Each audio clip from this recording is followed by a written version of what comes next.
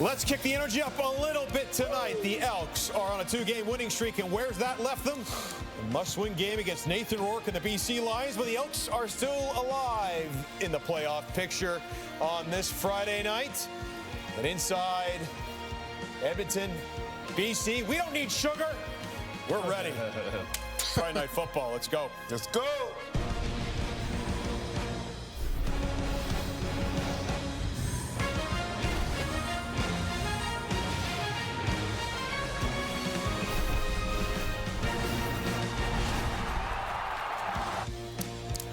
Here are Nathan Rourke's career averages versus the Edmonton Elks. Over 5 starts, he has 357 yards and nearly 3 touchdowns a game.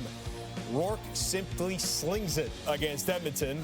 And if he does tonight, well, he's going up against Tyrell Ford and the Edmonton Elks defense, which have 6 takeaways combined over the last 2 games.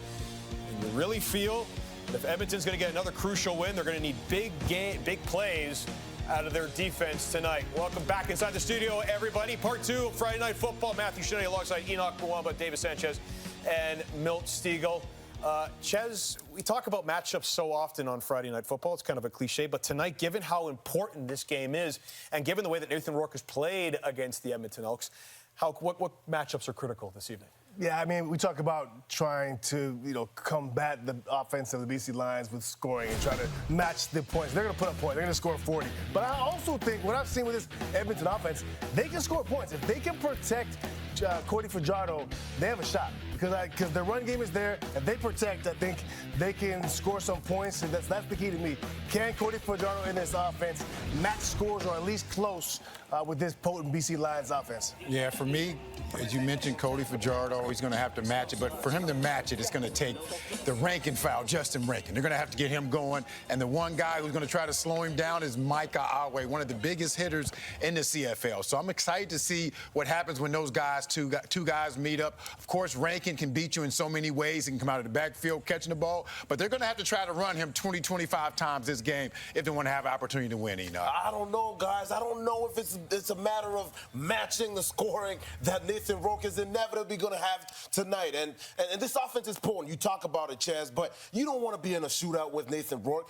You got to limit his production, but this defense has to show up. I'm looking at this defensive line, Barlow, Brinkman, Williams, and Taylor. They have to show up. You look at their last game, they only had 1 sack, but they make the opposing quarterbacks uncomfortable, and that's what they have to do. We want to see Edmonton in the playoffs. I do. Yeah, I do. We know Milt wants to see Edmonton in the playoffs. I want to see Edmonton in the playoffs, definitely. I'm not going to lie about that. All credit to Mark Killam, what he's done with Edmonton, but the fact is this, they need to win tonight to stay alive. Kickoff after this. Oh, I've been shaking. I love it when you go crazy. You take all my inhibitions. Baby, there's nothing holding me back. You take me places that tear up my reputation, manipulate my decisions. Baby, there's nothing holding me back.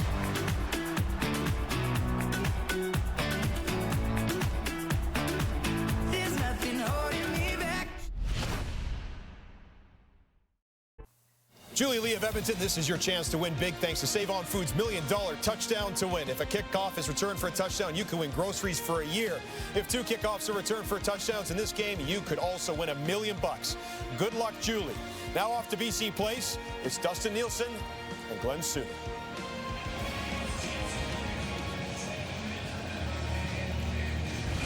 The second half of our Friday Night Football doubleheader brings us to the West Coast for a game with major playoff implications for both teams. The red-hot BC Lions look to move 1 step closer to a home playoff date, and on the other side, for the Edmonton Elks, another must-win situation with veteran quarterback Cody Fajardo leading the way. Yeah, it's one of the main reasons that the Elks are still in the playoff fight at this point. It's the steady hand and leadership of number 7, Cody Fajardo. 6-3 in his last 9 starts, hasn't thrown an interception in the last 6 games. With 10 out of his 14 starts this year over 300 yards and almost 500 yards rushing, Nathan Rourke is a front runner to win the league's MOP award.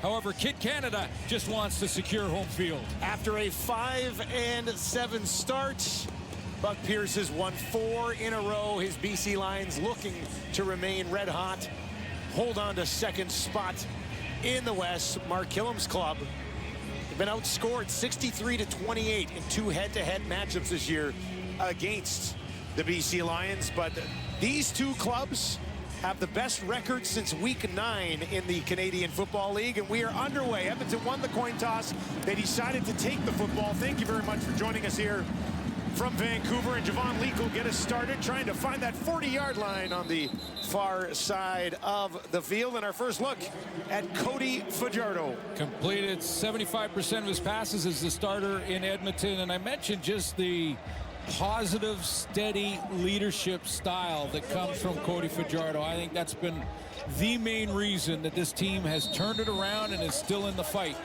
for a playoff spot. Best touchdown interception ratio in the league at 4-1, and it was against the BC Lions in week 6 that they transitioned from Ford to Fajardo.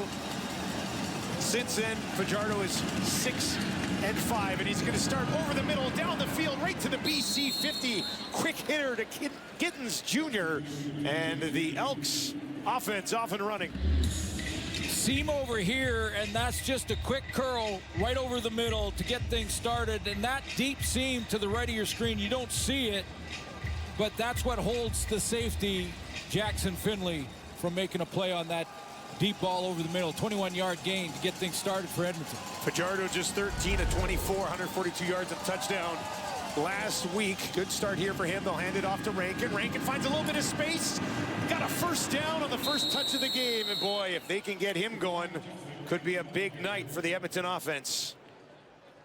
Brand new contract extension, well deserved, and a player who leads the league in yards from scrimmage. And coming off another big game in the win against Winnipeg, maybe the biggest play of that game, the long touchdown on 3rd and 2 early on. I was stunned that they snapped it. And then, of course, he takes it all the way to the house. Edmonton 6-3 in their last 9. 2 of those 3 losses, walk-offs. Outside of that, they've been playing pretty good. Fajardo, far side, looking for Julian Grant, but he misses him. Let's take a look at this Edmonton offense. I've been real impressed with Carter O'Donnell up at right guard out of the University of Alberta. Just his 5th start, and he is playing very well up there. He's going to probably face a little of Matthew Betts. More on that as the game goes on. And there he is, Justin Rankin, leading the league coming into this week in yards from scrimmage. Can beat you in a lot of ways. He did 24 yards coming into this game for a 1,000-yard season. Got 12 on that first carry. He's a dozen away. 2nd and 10 for Fajardo. Throwing situation. Spins out of it and basically just has to throw it away with some pressure in his face. And that will bring up 3rd and 10 and a field goal attempt for Vincent Blanchard.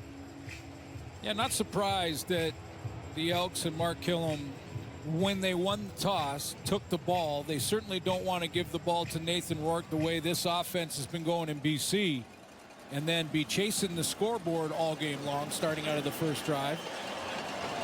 But field goal will get them an early lead, and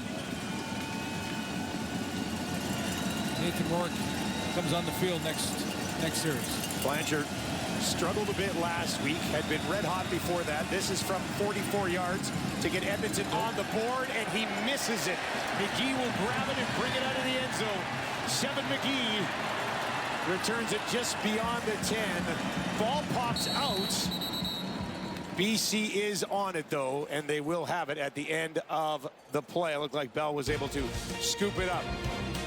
Nathan Rourke has been absolutely on fire as of late, putting together what some would call MOP caliber season.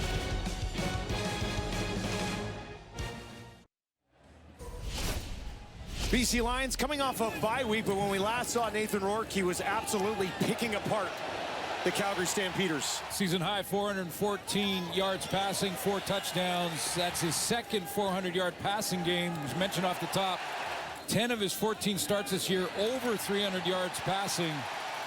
And while they were in the bye week, most of the media across the country ranked them number 1. Rourke hit as he throws, near side, finds his running back, James Butler. And Butler is tackled short of a first down. Pretty nice when everyone's ranking you the number 1 team in the league when you're on a bye. Yeah. But it's just been the last month and a half for this Lions team. When their defense started to catch up, this team became that contender because the offense was doing its thing all season long. 2nd and 5 for Rourke, and this BC offense will move a couple of weapons over in the slot to his left. He's going to look in that direction, dumps it off to Butler, who hauls it in again, tracked down by Mogensen, and that'll bring him 3rd down. He's short again. Cody Fajardo should have very good field position. The special teams challenge for the Lions here is Javon Leaks back there, and he's due. You know, and when you have a guy that has the acceleration that he has and ability to turn a quick punt return into a big play, directional kicking and a good cover unit is going to be the challenge for the Lions tonight. Carl Meyer averaging 49.1 yards per punt. This one end over end is going to bounce right at midfield. It's a 2-hopper. Leak takes it after a 45-yard kick. Nowhere to go on the return, but still good field position for the visitors. We'll have more on Justin Rankin when we return to the West Coast.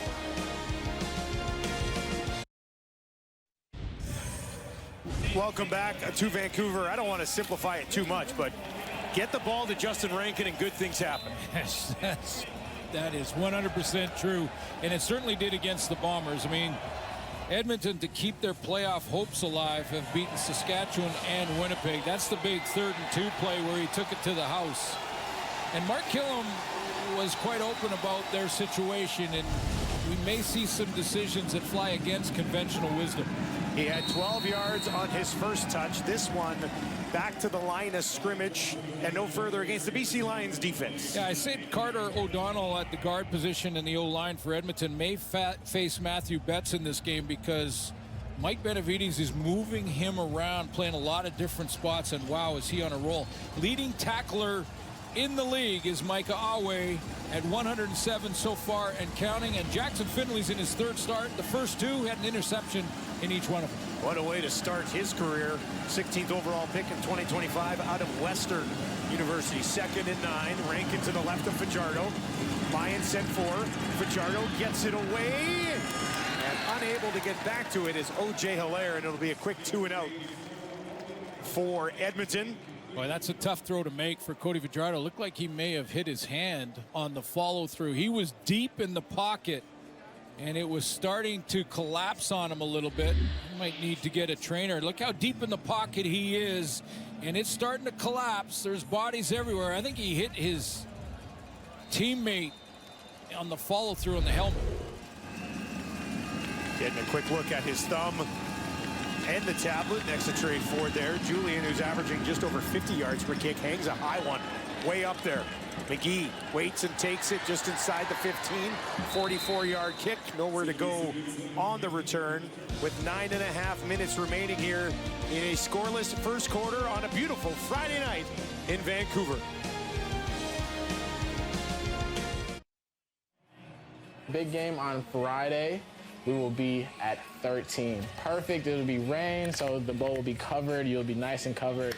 Just bring your little winter coats. It's an open-air stadium, but it's going to be a great game. Hope to see you all there. Great job. Nice job. Great job from James Butler on the weather. I've done a lot of things in broadcasting. I've never done a weather on television like that. You never talked about the cold front? No. We'll have to make that happen somehow. I'd like to welcome everybody who's joining us on TSN 1, 3, and 5 after the Bombers squeak one out against the Riders. 17-16 the final over there. We are still scoreless here at BC Place. And the logjam for the basically 3 teams and 2 playoff spots left. That logjam continues with the Bomber win. I'm here for the madness of the 4-way tie. That would be something. Second possession of the ball game for the BC Lions. They went 2 and out on their first one. 2nd and 4 here for Rourke. Big hit, but a big catch. Wow. Held on to by McInnes, but he paid the price going over the middle there, didn't he? He did pay the price, but hung on to this because the hit is coming inside. The timing on the throw, it's wraparound route on the linebacker. Shaylin Garnes, the safety, steps up. The timing is excellent on the hit, but Justin McInnis hangs on.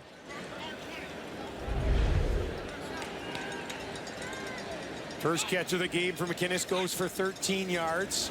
Rourke from the 40, far sideline, and he finds Hatcher. And Keon Hatcher has his 91st catch of the season. Here is a somewhat confusing updated look at the playoff picture. Hey, I've never seen it before, I don't think, in this tight of a race where there are basically 2 playoff spots left. 3 teams battling to get there, and there could be a tie. And when we're not even talking about home field yet in the West. But here's the bottom line for Mark Killam. They got to win or they're out. Have to find a way to get it done. Tough task against a BC team that's lost 4 in a row. Rourke somehow stays on his feet. Down the field. That was almost intercepted. Oh, my goodness. Rourke survives, finds Hatcher, pops out. Garnes almost got it. In the end, incomplete pass. We'll do it again. Wow, where do we start here?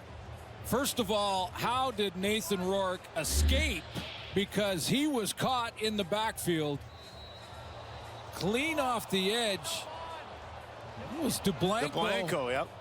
He beats that tackle. Finds Hatcher, who almost makes a spectacular catch. That's a live ball. Garnes has a chance at it. He drops it. And like you said, we're back to 2nd and 10. All of that for nothing. There's a flag here. Rourke has that one batted down. This is against Edmonton.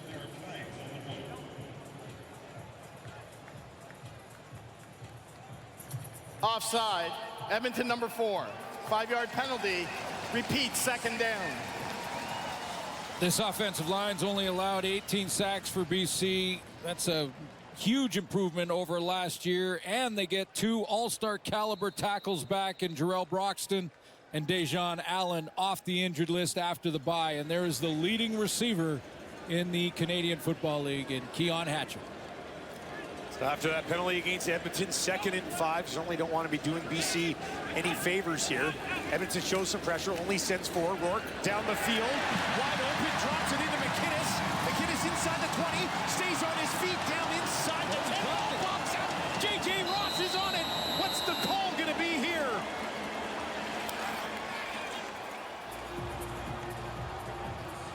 Edmonton ball.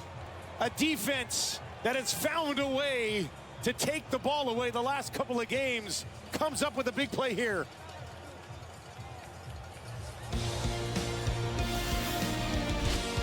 McInnis was a big gain, and Ross just straight up takes it away from him.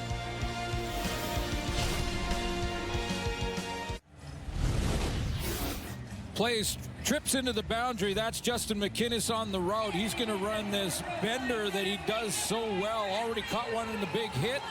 He catches it clean. It's not like he was loosey-goosey with the ball. I mean, he is protecting it on that hit, but J.J. Ross just rips it out of his hands. That's a great defensive play at the end of the route to continue with it.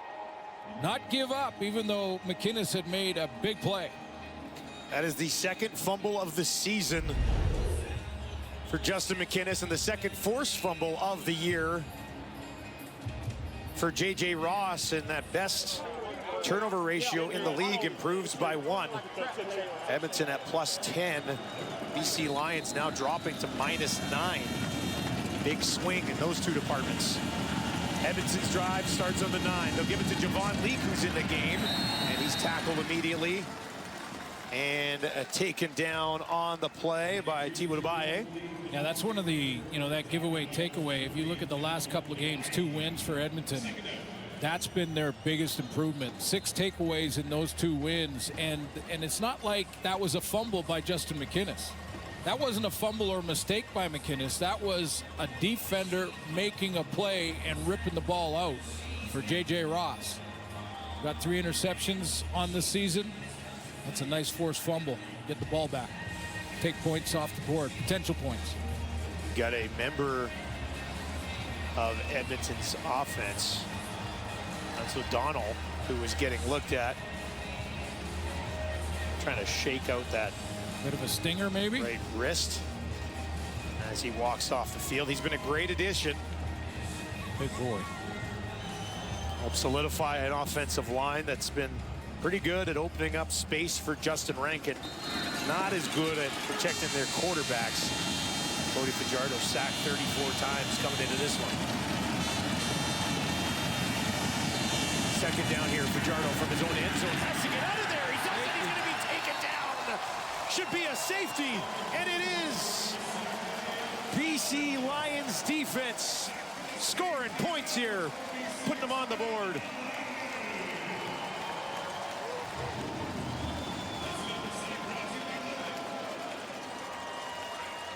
Just great pressure up front. There's the stunt right there to take the gaps, and who gets home? I believe Ben Haladic gets close.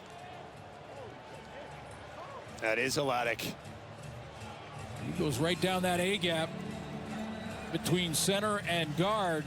Haladic starts right here, and then he's going to loop around, and when he does, confuses that offensive line for a split second, and that's all it takes. Tavai in there as well at the feet of Fajardo. They do give Haladic the sack and the safety. And the BC Lions take a 2-0 lead, courtesy their defense. And we'll get the ball back. So after a turnover on a nice play by J.J. Ross, but a turnover by McInnes, they get points, and now they will get the ball back. And Gregor McKellar, who you just saw Cody Fajardo go and tap on the shoulder, he had come in for Carter O'Donnell, and that's exactly where the stunt happened.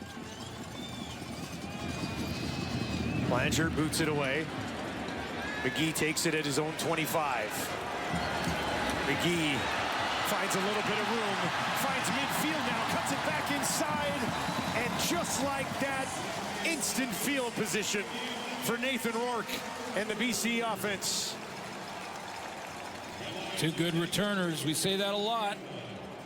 In Canadian Football League, special teams so important. Seven McGee has a 82-yard kickoff return, a 93-yard punt return for a touchdown this season, and that's a big one to give Nathan Rourke great field position. Averaging 24 yards on kick returns. That was a big one. First and 10 from the Edmonton 51 for Rourke. Butler out to his right. Rourke looks down the field, trying to find Hatcher. Too much juice on it, and it falls incomplete. Let's take a look at this Edmonton defense. Well, up front, Noah Taylor's been playing well over the last month, and we'll see a rotation there because Robbie Smith is again healthy and back in the lineup. He will rotate with Noah Taylor. Back in the back end, Kenneth Logan, last 3 games, has had an interception in each one of them, so he's making some big plays in the linebacking core. And then how about big plays? They can play Cordell Jackson probably at quarterback, and he'll have a great game. He is making plays all over the field. Had that big special teams touchdown last week for Edmonton. 9 knockdowns on the year and an interception. Second and 10 for Rourke. Deep drop here over the middle, looking for Berryhill. Incomplete, working against Kenneth Logan. Got his hands on it, but couldn't haul it in, and that's the second 2 and out of the ball game for the BC Lions, and they're going to have to punt it away. Yeah, big stop. Considering what just happened, that's a big stop by the Edmonton Elks defense too. Couple of incompletions, one on just the ball a little bit overthrown on the first down. That one Berryhill should have had, but again, just a few inches off his fingertips. But a good stop by Edmonton after giving up the 2 points on the safety. Yvonne Leake waits back at his own 10. Meyer kicks it away from Leake, and that one will drop out of bounds, and the flag on the play. That's just because it went out of bounds just in front of the 15-yard line. Missed kick by about 2 yards. Yeah, they've got it marked at the 16, so he just missed that one. Illegal punt out of bounds. BC, 10-yard penalty, first down. Tom Valesi calling the shots here for us tonight. That'll move the ball up to the 26-yard line, just a net of 25 yards on the swing. How good has number 90 been for the BC Lions? I think we were doing a game together when it's like, yeah, Matthew Betts hasn't really had a big game yet this year. And then he hurt he's us. just gone supernova since then. 10 sacks in the last 4 games. 10. Fajardo looking to his left, throwing to his left, way down the field. Got it. No, incomplete. Victor didn't hang on. And now he looks banged up.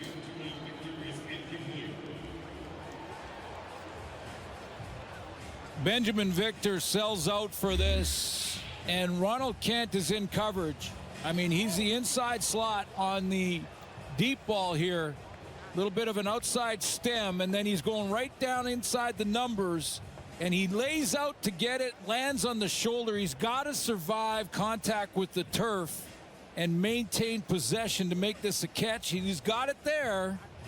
Kent's still working at it, but when he hits the ground, it pops out. Good job by Kent. Had that hand right on the ball, too, as they came down. This might be a good look at it. That shoulder and head came down pretty hard on the turf. He landed hard, didn't he? He's still down just inside the BC 35. They've rolled him over onto his back. He's a rookie out of Ohio State. He's caught 75% of the balls thrown in his direction. And laid out to try to haul that one in. Would have been highlight reel stuff. Yeah, really did have to just sort of completely sell out to go get it, and then landed awkwardly on the shoulder, and the head hit pretty hard too. 11th start in a row for Victor. Is still looking for his first explosion play. That would have been it. That's a play over 30 yards for a receiver. His longest on the season, 23, but as you mentioned, that catch to target ratio, excellent. Yeah, he's done a good job hauling in 3 out of every 4 thrown in his direction, and did everything he could on that one. Hit the turf hard. Played well by Ronald Kent Jr. as well at the end of that play. And he's up, he's walking off. Yeah, winded for sure. 2nd and 10 for Fajardo, who started this game 1 of 5. He's 4 incompletions in a row after a 21-yard strike to Gittens to get this game going. 3 options out to his left. Fajardo, quick hitter. Julian Grant's got it, and he's going to have a first down. His first catch of the ball game. Yeah, good overall play for Julian Grant and Cody Fajardo, and just these benders over the middle are becoming pretty popular for both teams. That was a little bang route, faking like he was going to run the out and then bending it over around the linebackers for Julian Grant. 17 on the play to Julian Grant. 1st and 10 from the Edmonton 43. Fajardo fakes the handoff to Rankin. Goes deep over the middle again. No man's land. And it falls incomplete. 2nd and 10. Yeah, I'm trying to figure out, was that intended for the over, the under? There's an over, and then there's a post behind it, and the ball ends up kind of right in between the two. Not sure if the pocket was collapsing a little bit, little play action fake. There's the crossing route. You see the post in behind it, and it kind of lands right in the middle.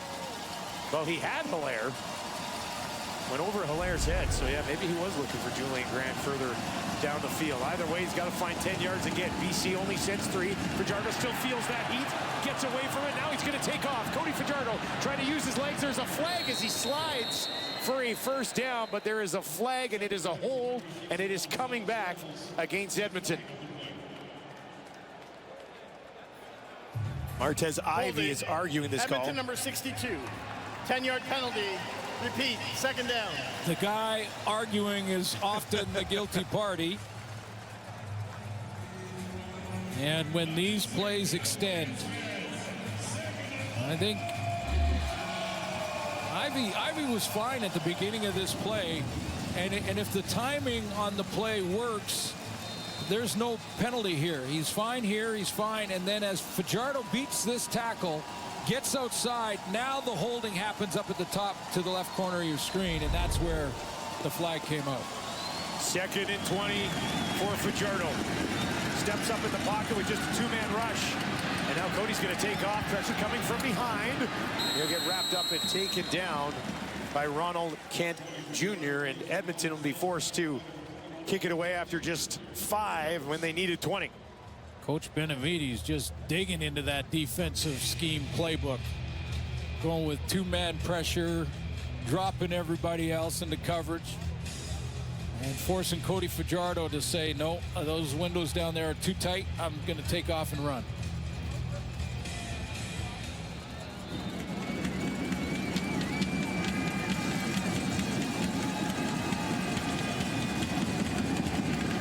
Julian, high kick from just inside his own 30.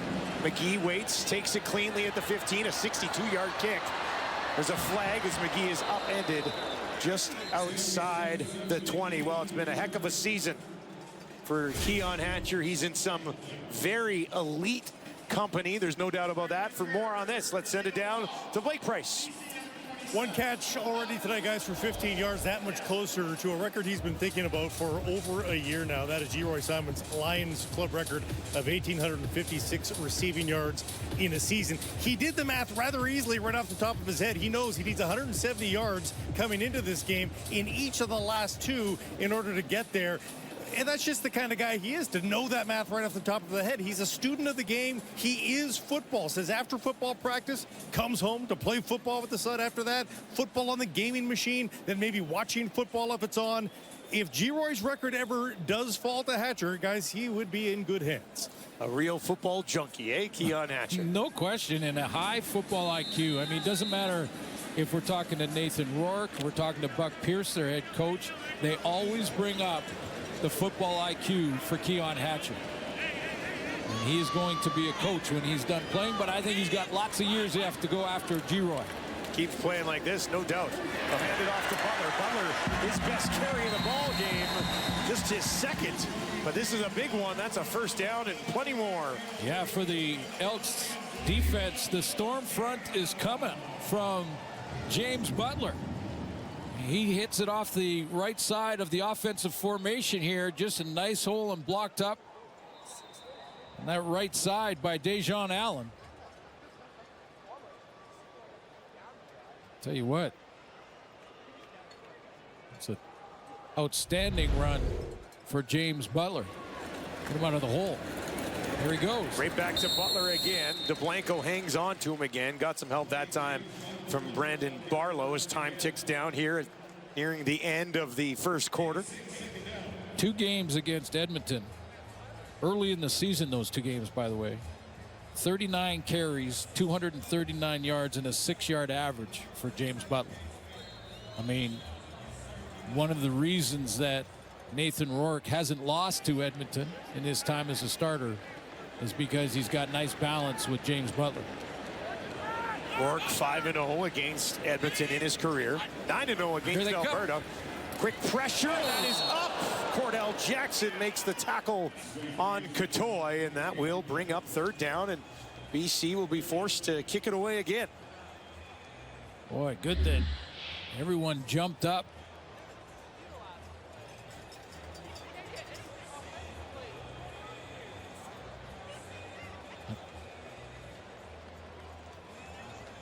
Because that was the hot throw. Basically a blitz beater. You're in man-to-man in behind it. Edmonton sent the house. Toy jumped right back up. Meyer punting it again. Final play of the quarter. Leak has to take a couple steps back. Grabs it just inside the 30, 50-yard kick. Now Leak, far side, finds the 40. And that'll do it for the opening quarter. Both offenses shut out in the first quarter. All we have on the board is a safety. BC Lions at home leading Edmonton 2-0 after 15 minutes.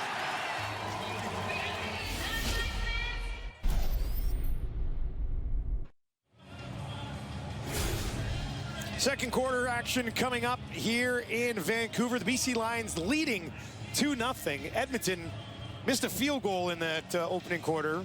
Shut out through 15 minutes, but I have to feel like they're okay with where they are right now. Oh, I think they'd be happy with where they are right now. You're on the road. You're against Nathan Rourke in this offense that has put up big numbers over the last month and a half. And defensively, J.J. Ross with a big strip from Justin McInnis, taking that ball and some potential points off the board there. Yeah, I think you're on the road. You're Edmonton. You got to win this football game.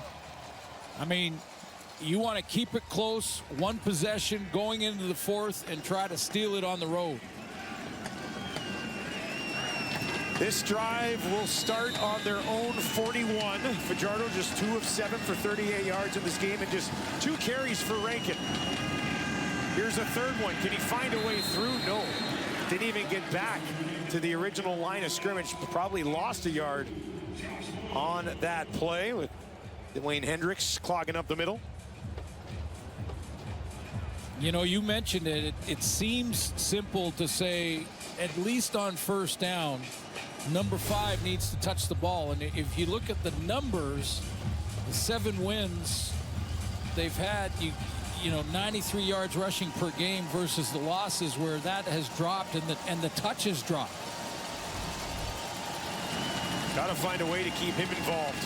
Fajardo, the BC sending 4, steps up in the pocket, down the field, and he's got Gittens just outside the BC 50. That's Gittens' second catch of the ball game. This one goes for 18. His first one went for 21. Rush-wise, nothing special from the Lions there. They basically go with four-man rush. But, you know, Fajardo negotiating, stepping up, and allowing Gittens to run that deep out route. That's a deep route.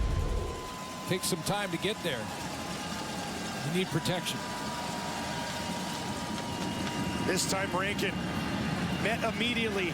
Now trying to find some space, spins ahead. Got about 2 yards out of what probably should have been a loss. Well, clearly the BC Lions got the memo on what Justin Rankin has been doing over the last few games.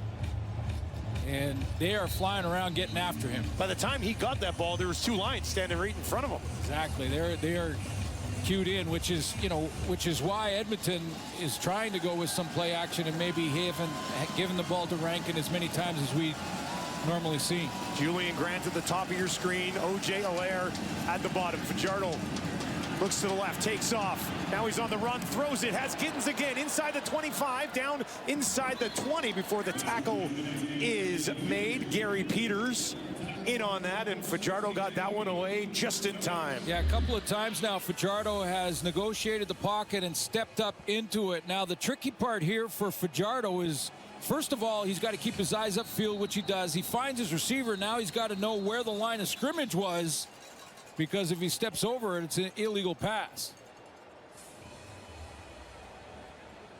Third catch of the game for Gittens. He's already up to 72 yards on the play. It was Peters and TJ Lee in on the tackle. There's an injured BC Lion down on the field. I think this might be Levi Bell.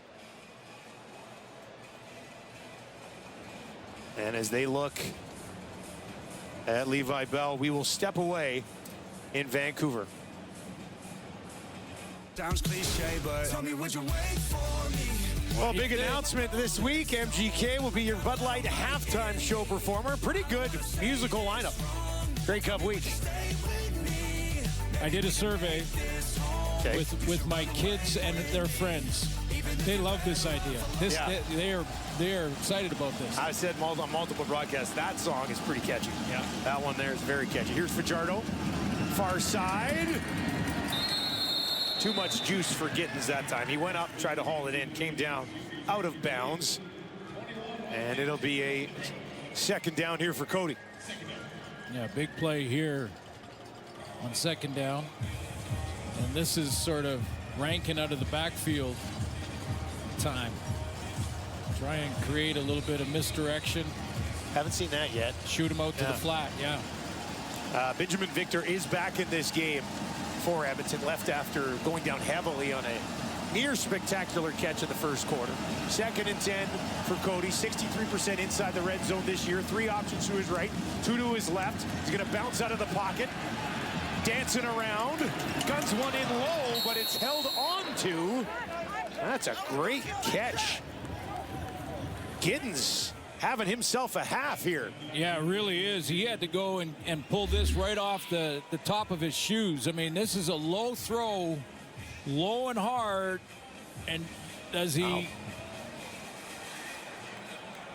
Little tap on the field. But that looks like a catch and control. And he is having a half. His 4th catch, 81 yards already. His season high is 95 for a game. He's at 81 already. He's just a tad short, so it's 3rd and 1. Cole Snyder into the game to keep this drive alive. Pushes it straight ahead. That should be enough for an Edmonton first down. And a nice start to the second quarter here for the visitors tonight.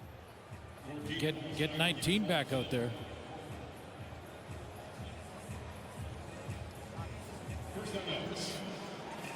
One of the reasons that they're good in the red zone is that play to Rankin out in the flat.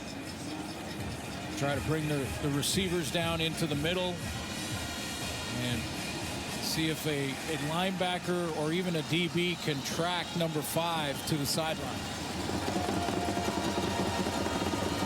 Fajardo, 1st and goal from the 6, up under center. Both of his running backs in the game. He's going to pitch it out to Javon Leake. Leake looking for the end zone. Got it. Touchdown, Edmonton.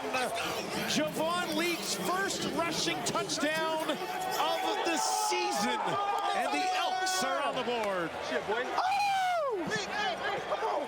Jordan Maksimic, the offensive coordinator, has been using Rankin as a bit of a decoy, and he does on this touchdown too, because it's Rankin that's the fake. And we told you how many times the BC Lions defensively, look how many defenders fill the line of scrimmage to try and stop Rankin. Well, he doesn't have the ball. It's a quick pitch outside, and then Javon Leake uses his speed.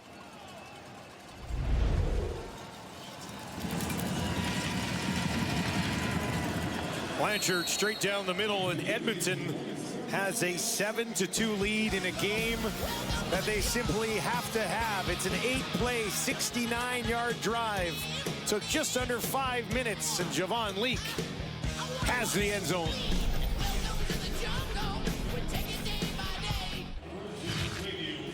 Well, it is a must-win game for the Edmonton Elks, and they put together an 8-play, 69-yard drive. Took 4:48, already owning the time of possession in the first quarter of this game. Another 4-minute, almost 5-minute drive that ends in a touchdown to Javon Leake, and that's one of the keys to keeping Nathan Rourke off the field and their offense. Put together drives, even if you're not scoring early on, which they didn't in the first quarter. Finally found Pater here early in the second. Time of possession right now, 15 minutes for Edmonton, 4.5 for the Lions. Here's McGee on the return, takes it just outside the 35. Javon Lee, couple of return touchdowns this year, but nothing on the ground until that one. You something, dab me up.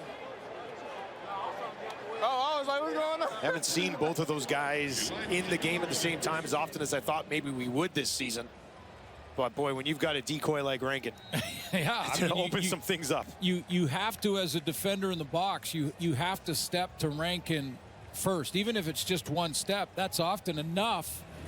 If you got a fly sweep like that, that you can't get the angle. Rourke was red hot going into that bye week. He started tonight 5 of 9 for 79 yards. Goes to Butler. That's Butler's third catch of the game. Puts on the brakes. Mogensen's got him. And he'll get 7 yards on the check down. He leads the team with 3 catches in this one. Well, the last drive, 2 deep balls that just missed for Nathan Rourke, got him off the field real quick. What they need here, the Lions, is a drive. They need to put together a drive. I mean, it's start thinking about points or majors or coming all the way back in this one play. Just put together a drive, give your defense a rest on the sideline, see where it ends up.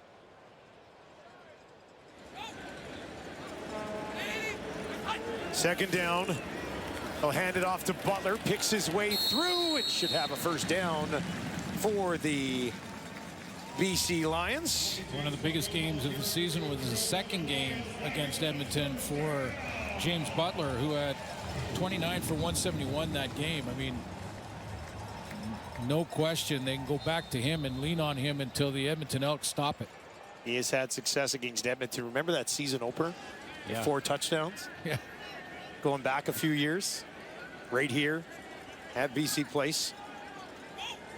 Out there at wideout right now. It's empty for Rourke. Goes over the middle. And he does have McInnes for a first down. That'll move the chains with 12 yards.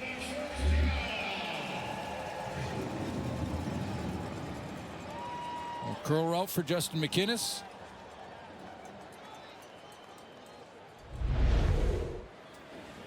Taking some hits after those catches. Almost has 70 yards already in this one. Coaches will tell you, though, as a receiver, you're going to get hit either way. So you might as well catch it. Even if you don't hold on, you're still going to get hit. Yeah. Back to Butler. And he gets some positive yardage to Blanco. Hubert in on the tackle after a 3-yard pickup for Butler. This BC offense has been something else so far this year. They are averaging 428.5 yards per game. That is the most we have seen since Calgary, and you got to go back 15 years for that. It took a little time, but Buck Pierce and Nathan Rourke are certainly on the same page now. 2nd and 7. Edmonton sends 4. Rourke looking around. Now he's going to heave one down the field. Just a tad too much. Trying to find Hatcher. And I'm telling you, he just missed him. That's 2 with Hatcher now. And another deep one that was just barely missed. That one to Berryhill. So taking shots. Obviously, they feel like they've got the matchups they want, or at least the coverages they want. You can see the inside leverage that Keon Hatcher had and just couldn't catch up to it. I wonder how much coming off the bye week and just maybe losing a little rusty. Little bit of rust on this offense right now, but full credit to the Edmonton D. This is taken at the 15-yard line. 33-yard kick. Gittins to return that one. BC Lions offense still held off the board. Just 2 points from a safety. Just a bit too far for Hatcher.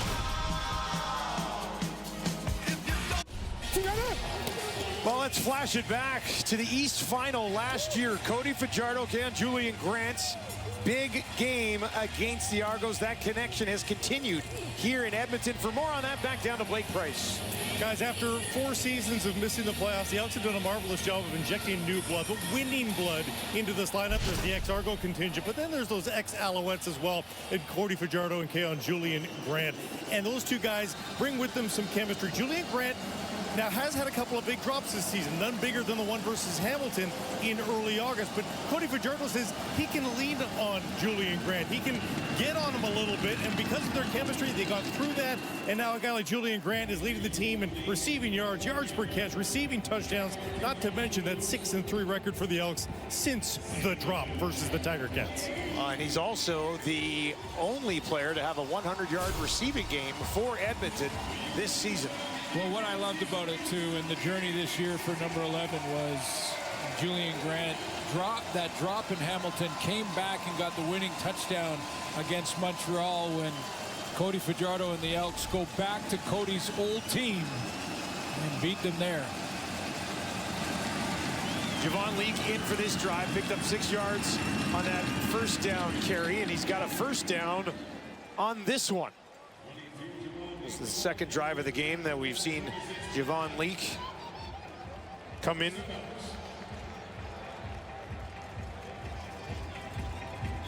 Yeah, it is a little more than normal from Jordan Maximing, former offensive coordinator for the BC Lions, now back home with the Edmonton Elks. And I'm wondering, we may get Blake on this too to make sure that Justin Rankin is okay. We're seeing more of Leake than we normally have over the last few weeks. Fajardo to his right, one-on-one, down the field, trying to find Julian Grant, but multiple flags. Jackson Finley, the rookie, is going to be called for pass interference here. Yeah, there was early contact. He looked Pass like interference, BC number 33. Spot of the foul, automatic first down. Yeah, there's no question there was early contact on this deep route. Finley's right here, and he's just going to drop deep in the quarters, basically a cover 4. He sees the deep route and reacts to it well, but he just gets there early, and it's Julian Grant that draws the penalty.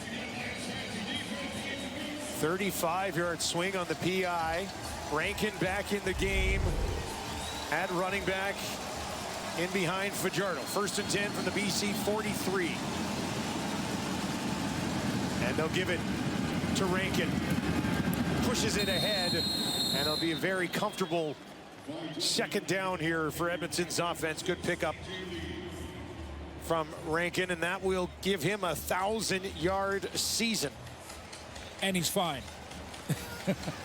Wondering about Javon Leake playing on offense a bunch, and Rankin comes right back out, gets his 1,000 yards. There's the group that he now joins. James Butler, one of them. We're seeing 2,000-yarders tonight. Brady Oliveira adding to his total before our game tonight. A.J. Ouellette was resting. Did not dress for that game earlier tonight. Rankin also has 630 yards through the air. This time, though, can't find what they need on second down. And that'll be 3rd down and a field goal attempt coming for Blanchard, who missed one in the first quarter. But that PI got the field goal position they needed. And right now, Cody Fajardo, that steady hand again, that leadership that he told us over the phone calls we had with him this week about his formula in his head. Now, it doesn't always work, and give credit to the opponent when you lose a game, but he said, you know, there's a formula that I built in my head that I understand what's necessary to win. Doesn't always happen, but so far on the road, defense holding Nathan Rourke and that offense down, and Cody Fajardo again not turning the ball over.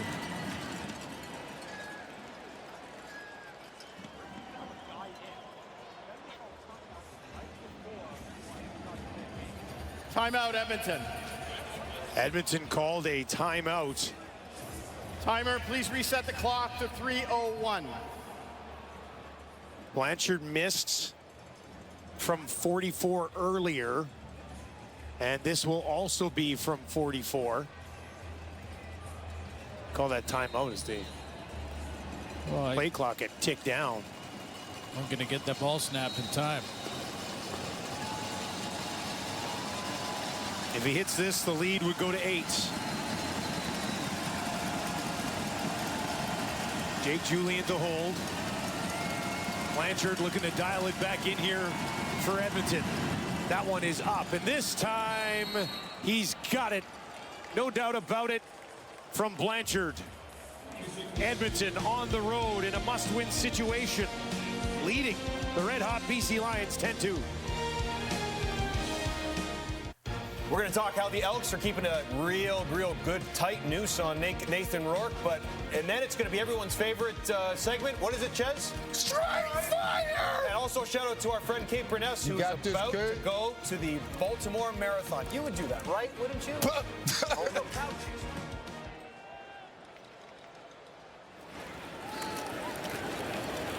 Halftime coming up. Another handoff to Butler. Gets 4 yards there on first down, his 6th carry of the ball game. Well, I'm not going to the marathon. Yeah, me neither. No, okay, so we got that straight. Well, I mean, Kate's already doing it. Yeah, no, right? So nobody else needs to. Yeah. So that's okay.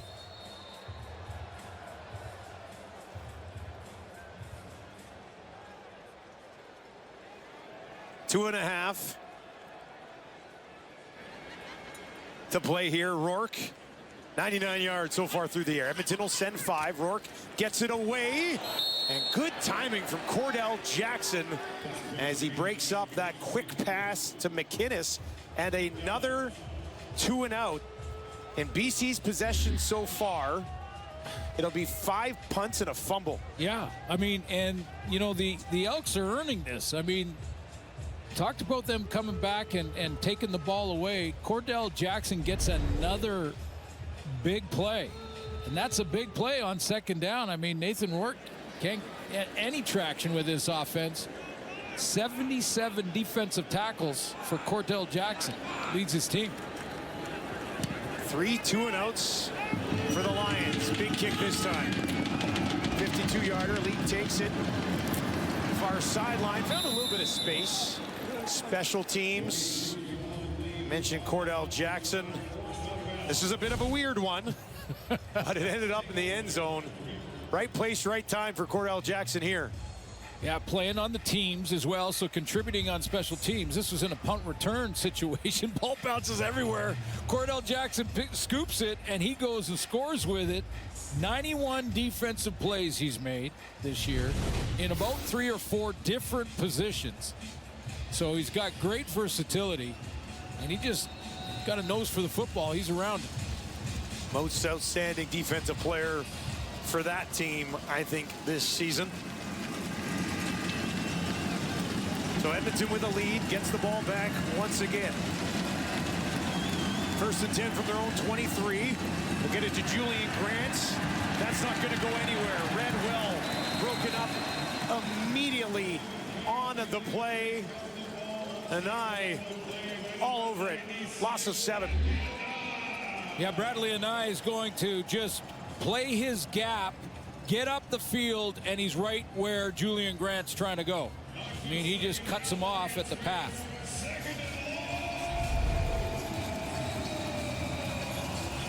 So it's a 2nd and long for Fajardo. And he finds 17 and keep a drive going here late in the half. Rankin will flare out in the slot. Fajardo's right. They're going to bring some heat. Cody gets it away, finds O.J. Allaire. Pretty good pickup, but it won't be the 17 that they needed. And Edmonton will be forced to kick it back to Rourke and the Lions offense with about 1.5 minutes remaining in this ball game. No, but this is the only choice that he had because the Lions were going with blitz. Mike Benavides decided to send the blitz, and Cody Fajardo is going to throw into it, coming off that right side from the secondary. That's the vacated spot. So that's the hot throw he has to take. He just didn't have enough to get the first down, but it was the safe throw, and that's exactly what he's explaining. They sent some halfback pressure. We threw into it, didn't quite get it. Time ticks down in the first half. 2nd 2 and out of the game for Edmonton. Julian just got that one away, way up. Scoreboard level. McGee takes it just inside the 25, 58-yard kick.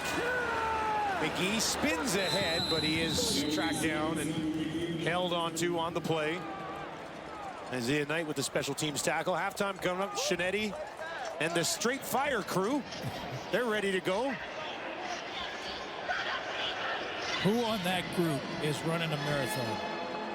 Milt as fast as he possibly can. Milt could do it. Definitely Milt could do it. I don't know if Enoch might be in my group watching. Shinetti seems like a bit of a marathon runner. Yeah, he's been in the He's a real gym rat. Yeah, he's been around the gym a little bit.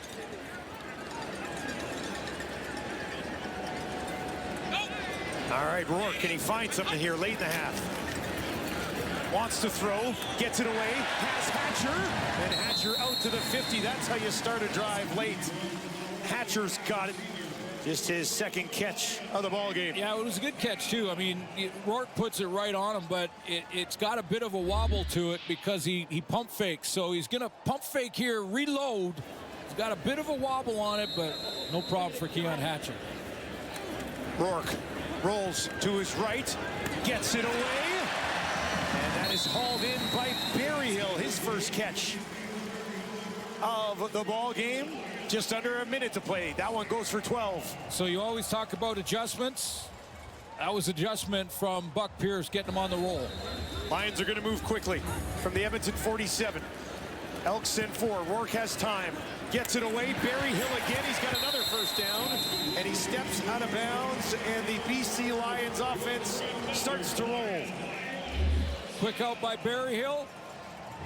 And again, just a quick double take to make sure that J.J. Ross had opened up and was not able to cut underneath that. And then a couple of darts from Nathan Rourke.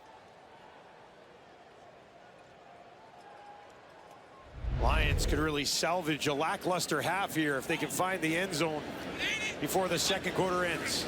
Rourke looks to his right, now over the middle, now dumps it off to Butler.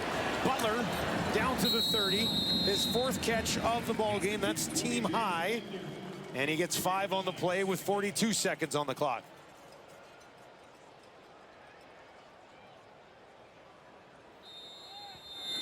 Four receivers, wide side right for Rourke. They'll hand it off to Butler. Butler trying to find the first down. And it looks like he might be spotted just short. With 34 seconds on the clock. The issue with Buck Pierce there, if it's a little bit short, is the time. Not worried about getting a couple of inches. He's looking at the clock. Rourke keeps it himself. Barlow and Logan will make the tackle. Picks up the first down. 29 seconds left to work. Injured Elk on the field.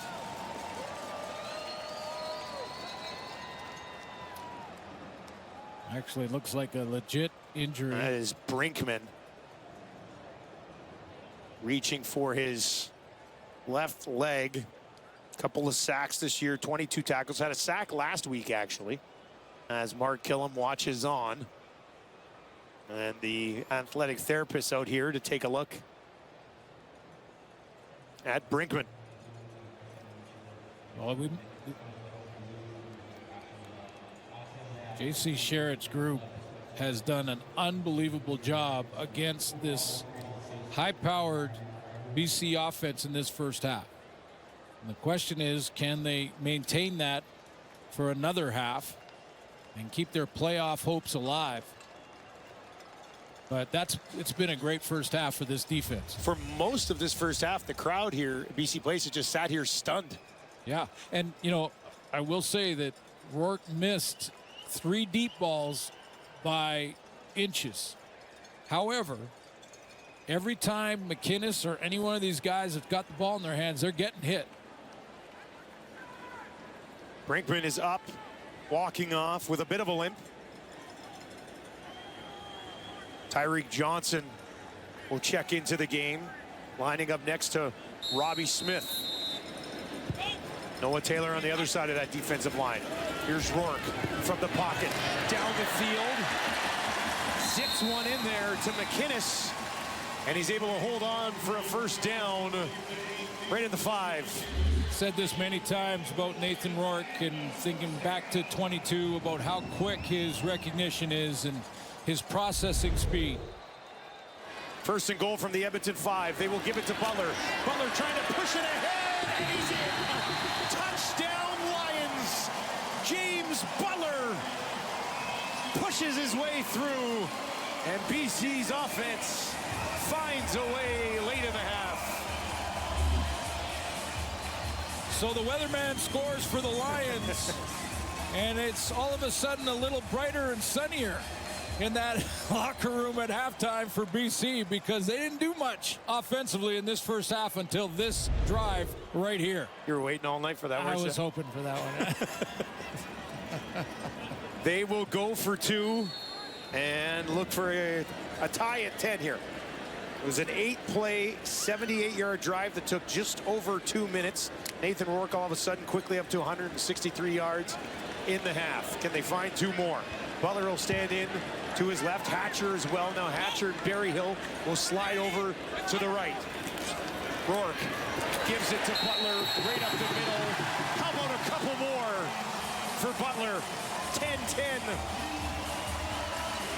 got a game at BC Place. And if you're just joining us, we showed you earlier in the first quarter James Butler doing the news locally here in Vancouver, and he was on for the weather and not only scores the touchdown on the only drive for the BC Lions offense in this first half, but he also gets the two-point convert. First contact right at the goal line, and Weatherman's doing okay. Butler, 13 offensive touches in the half, 73 total yards on the ground and through the air, and a touchdown to boot.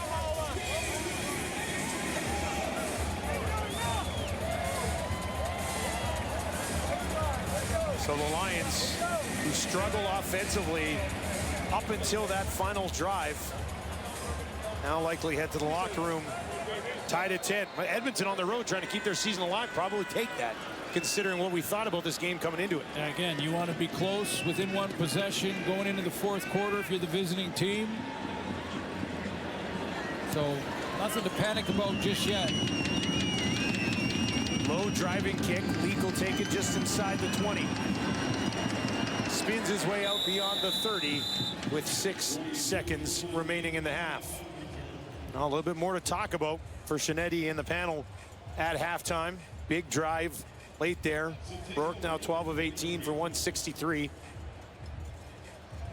Well, it's gonna feel different for Edmonton. You know, they had a really good first half going here, especially defensively, as we've talked about. But, you know, now tied up, going in at half, Mark Killam has seen this story a couple times. And you think back to that trip to Ontario where they played Toronto and Hamilton, had leads in both of those games, and lost on walk-off field goals back-to-back games. I mean, if they lock those ones in, this is a battle for a home playoff date, possibly, right? A couple more wins on the board. I'll just hand it off.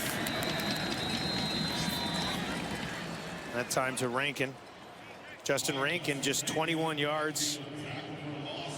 Just over 20 yards in the half. But having said that, you know, 10-10 at the half on the road. Last place team in the division, still scratching and clawing to try and stay in the fight. At 10-10, you're thinking, okay, guys, like, we're doing some good things on defense. And get that running game going a little bit better in the second half with Rankin and Javon Lee both in the backfield. But it won't feel like that because of that late score by James Butler. One more to Rankin. And that'll do it for the first half of the second half of our Friday Night Football doubleheader. Tight win for Winnipeg earlier on, and a tight one here between the Lions and the Elks. I wonder if that final drive gets rid of a little bit of the rust maybe that we saw on Rourke early in this game.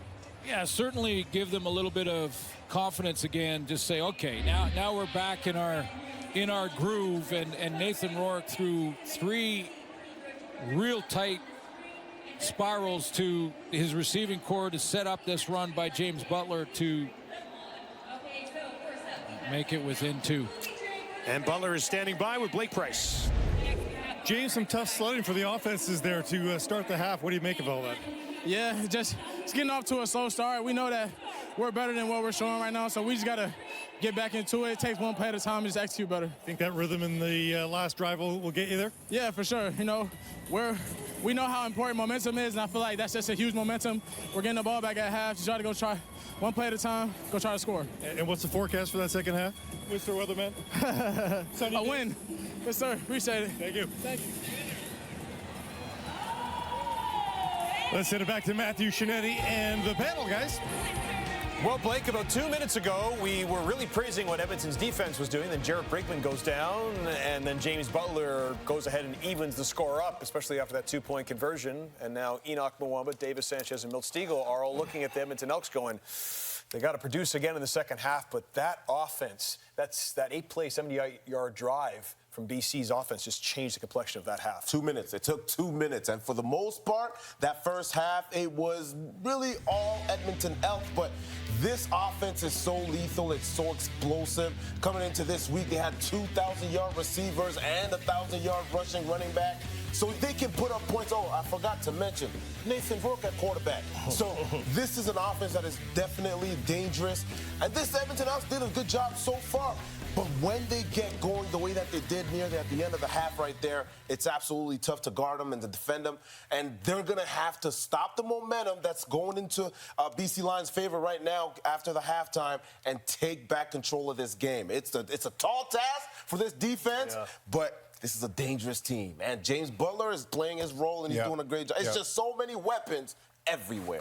And Edmonton Elks, I'm sure they're not happy with what happened, especially into that half. You know, they had a great opportunity to go in the half with some momentum. They gave up that long drive and that touchdown. But for the most part, they've had a pretty good half defensively. You're playing against the best offense in the CFL as far as points, as far as total yards, passing yards, arguably the best player, Nathan Rourke, a great running back, and James Butler. And so far, they've done a pretty good job. It's a 10-10 game, but they can't get complacent.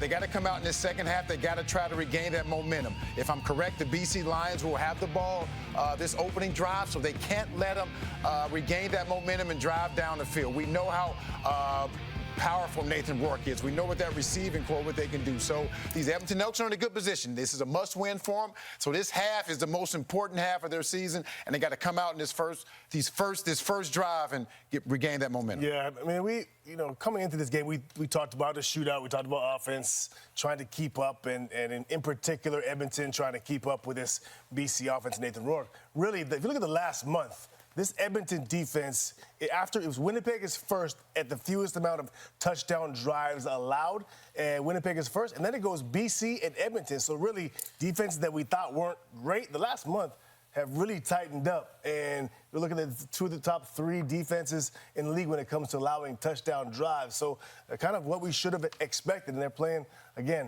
solid defense. We thought we might have seen a shootout. Do you think that we've seen them over the last month. I mean, whatever happened, obviously, in Toronto and Hamilton, those late losses, but they had their backs against the wall against the Rough Riders, and they won. Had backs against the wall against Winnipeg, and they won. Is there a point where it can be too much, where the pressure of having to win and have your back against the wall again and again and again can be exhausting? Not at all. Not at all. When you get into this position, you're a professional athlete, this is part of the job. And they dug themselves into this hole, and they're trying to dig themselves out. And I think, I know I agree, I want to see the Elks in the playoffs. I'm not saying who I don't want to see in the playoffs, but I definitely want to see the Elks in the... My producer just said the Bombers. Our producer, Jamie Rydell, just said the Bombers. I did not say the Bombers. I just said I want to see the Elks in the playoffs. That's a good way of trying to shuffle out of the way, Winnipeg. They're young, exciting, and playing good football down the stretch. So, yeah, maybe add an extra team in the playoffs. No, 7 of the 9 teams make it? Team? No, we're not going to. I mean, it's such a huge story from where they came from. They're right on a high. And, you don't get tired from playing games like that and winning. Well, the Edmonton Elks need big plays. And speaking of big plays, after the break, what do we have, boys? Straight fire!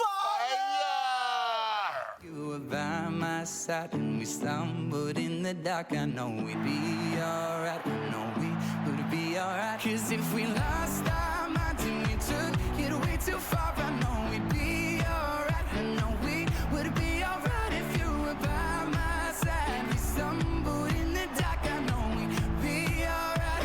We would be alright. Well, it's playoff time in football across the country, and if we're getting down to the nitty-gritty, that means we're getting to the best plays of the regular season across the country, and that means we got to highlight it in what we call Straight Fire! Enoch, light us up. Go. Let's go to 12. St. James Lions receiver Ben Cummings. Look at this throw. Oh, my goodness. Look at him. Go! Straight Fire! That's a long word. My goodness. What a grab. What you got, big? All right, let's go to Chatham, Ontario, and watch this quarterback, Sawyer Emmett. What's he going to do when he gets the ball? Well, he's going to spin. He's going to juke. He's going to cut it back, and he's going into the end zone. That's a spin. That's a juke. That's a cut it back. That's a give me the football, breaking angles. Well, Sawyer Emmett, you are straight fire! All right, let's go to the greatest city in Canada, what happens to be what, fellas? Winnipeg, Manitoba. Oh, say with some more enthusiasm. Manitoba. That's what I'm talking about. St. Paul's High School, Sam Oponobi. Is that how you say it, Shanetti? Opanubi. Opanubi. Look at him Mel. going to the house. He's running faster than the cars that are going by. And that right there is fire. Watch, this is the Hanley Sabres, and watch Brady Anderson with his Oh, my goodness. That's a great catch. Watch the defender, number 22. He looks around like, what is going on here? What happened? He grabbed it and then picked his pocket. I'll tell you what happened, 22. You made straight fire! Hey, he made it.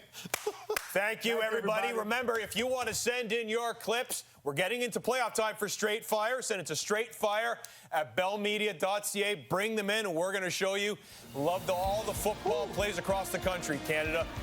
And as we get close to the second half, it's 10-10. That's how fine the margins are. The Elks, though, they got to win.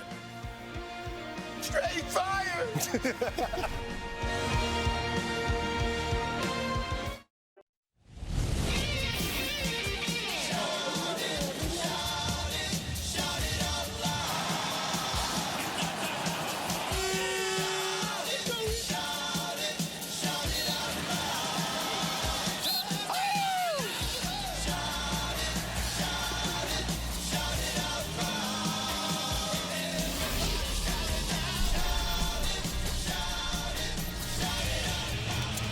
Friday Night Football continues. Second half of our doubleheader is tied at 10. Curly Gittens Jr. standing by with Blake Price. Curly, we thought maybe a close one, but not 10-10 perhaps. We thought more offense. What did you think of that opening half? I thought it was good football on both sides. You know, our defense played their butts off the first half, and we just got to find a way to keep it going. How did that chemistry work with you and Cody? He seemed to find you a lot. It's building. It's there. You know, football. You know, every game got its own story, and you know, we're just focused on this game and you know, playing winning football here. Thanks for this. Good luck in the second half. Appreciate it. Thank you. Curly Gittens Jr. with 4 catches for 81 yards of Cody Fajardo's 104 passing yards. What else jumps off the page there for you, Sue? Well, what jumps is 104 yards passing for Cody Fajardo, and yet the time of possession is really lopsided. A couple of 2-and-outs in that first half for Nathan Rourke and the offense until that final drive. But you want to, as I mentioned a couple times, keep it a one-possession game going into the fourth. That's the goal for Edmonton and a must-win situation. BC will have the ball to start the second half, and we are underway. Tied at 10. Edmonton needs a win to keep their playoff hopes alive. This will be brought back. Carter Jr. spins off a man. Little side step, trying to find some space. Won't get there eventually. Hubert makes the tackle, and Nathan Rourke will get us started here in the half. So how much can they build on that last drive to end the half that ended with a touchdown to James Butler on the ground? And Nathan Rourke, 3 real good throws in that drive. A couple to Hatcher. I think he had McInnes on one. See if they can build on that final drive. It was an 8-play drive, went almost 80 yards. Butler will slide out. Now come back in. Rourke wanted him. Now he tried to find him. Some pressure in his face. And it'll be 2nd and 10 as the first pass of the half is incomplete. Defender right in the throwing lane for Nathan Rourke. He had to change the arm angle here, and when he did, even though it was just a flat pass to James Butler, Barlow gets up in that throwing lane, or DeBlanco, and he has to change the arm angle and just misses him. Just 2 for 9 on second down conversions are the Lions so far in this one. Elks will send 5. Rourke trying to hang in there, gets it away and broken up. Ford makes the play, working against Hatcher, knocks it down, his 4th knockdown of the season. Hasn't been the year for Tyrell Ford like he had last year in Winnipeg. However, he's got that great closing speed and excellent composure on this drive to time up that arm coming down. Because he's on a dig route, and we've seen pass interference called many times on those kind of routes, but he doesn't pull from the left hand and times up that right hand swipe perfectly. 4th 2 and out of the ball game for the Lions. Leak slides over to his right, takes it cleanly at the 25, a 51-yard kick. Leak trying to find a little bit of space, but he's wrapped up from behind on the play. Riley Pickett in on the tackle there. Let's take a look at Gittins so far in this game. 4 catches, 81 yards. Definitely the go-to guy for Fajardo so far. Yeah, working on a season high. This is how the game started. That was the very first throw of the game to Gittins over the middle and turned into a field goal attempt that was missed early in that first quarter. But Fajardo, once again, protecting the ball well, will take a sack if he has to not force it into coverage. His favorite target was Gittins. Carter O'Donnell is out of this game, will not return with a head injury. Tavai on the defensive side, out as well, taken away, intercepted, see you later, touchdown BC. Robert Carter Jr., 50-yard pick 6, and a possible dagger to the Elks' playoff hopes. They ran this play early in the first half, and Cody Fajardo completed one deep on the sideline. This is a very deep out, and a curl sitting right there on the top, and Carter jumps it, and there is no one catching Robert Carter Jr. from there. Cody Fajardo, I believe, had gone 100. Yeah, coming into the game is 172 passes without an interception. It's 185 up until that point. And when he finally throws the interception, it's the second longest streak in franchise history. But he throws the interception right into the hands of Robert Carter. He's got his team leading 5th INT of the year, and a backbreaker for Edmonton. This Carter is a sensational player, though.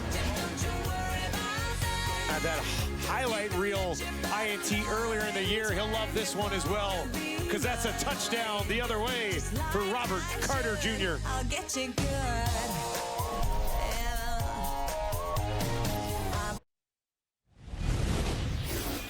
Well, it looks like when you take a look at this route from Benjamin Victor, he runs a curl like that, and I think Cody Fajardo thought he was going to break the other way. Look at where this ball is directed to. It's right to the numbers. Carter's going to jump it, but that in cut, it looks like the ball was thrown right to that outside number, like he wanted him to either bang back outside or run the straight out. Here's Javon Leak on the return, looking for some field position, and a flag at the end of the play. So a good return and the penalty, and this should be good field position for Edmonton. Major foul, late hit out of bounds. BC number 17. 15-yard penalty, first down. Late tackle, looked like Javon Leak was well out of bounds. Robert Carter now has 5 interceptions on the season, and maybe the most spectacular in a long, long time. And now he's added a pick 6 to it. And can Cody Fajardo shape that one, whether it was the receiver or just the ball placed in the wrong spot? Carter takes it to the house. After the penalty, this one starts on the 45. They'll give it to Rankin. Contained for the most part tonight, and contained again. Well, it was quite a streak going. 6 games. What was it, 170 plus attempts without an interception, 172 coming in, and 13 added to that total tonight until Cody Fajardo throws his first interception. And Vancouver fans will know Michael Riley got his first opportunity right here in BC and ended up a champion in Edmonton. And he wore great hats. Here's Fajardo in trouble, trying to escape, and he will not. Who gets credit? I don't know who's going to end up getting credit for that one. Levi Bell's in there, but I'm wondering if Matthew Betts gets there. He's been on such a roll, it's almost like it's just happening for him. Betts is down here at the bottom.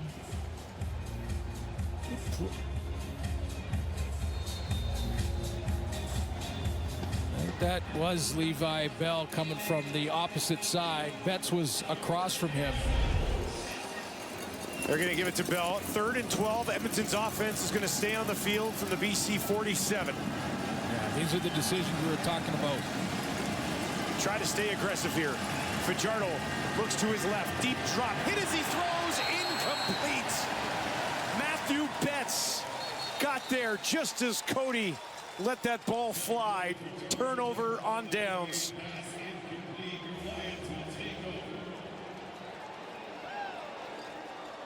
What a rush off the edge by Betts. Betts has been on fire. 10 sacks in his last 4 games. No sack this time, but the pressure was certainly there.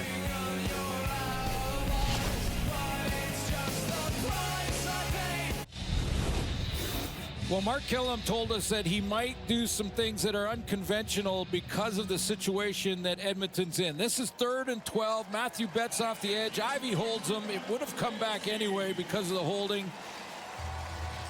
But he gets to Cody Fajardo. Does not complete that. They did it last week on 3rd and 2, and that's when Justin Rankin took it to the house. 3rd and 12 is a little different. A little bit different. So a pick 6 and then a turnover on downs to start the half. Rourke dumps it off to Horvath in the game at running back, and a big burst down inside the 25. Horvath, when given opportunities, has taken advantage of it so far this year, and he did it again. What a great combination of size and speed from Horvath. That big game he had against Calgary, but it's a big guy. It's almost like defenders don't really want to tackle him, but he can run. 6'3", 230. Another big play for BC, their second of the game. That's gone over 30 yards. Butler will stand in to the right of Rourke. Rourke waits. Wanted to escape. Now he's going to throw. Looking for McInnes, who is working against Ford. Too high, falls incomplete. 2nd down coming up. Tyrell Ford with another well-covered, long, developing crossing route from Justin McInnes, and you can see Rourke was under a little bit of pressure, had to reload a couple of times, got his feet right and just overthrew the target, but Ford was right there.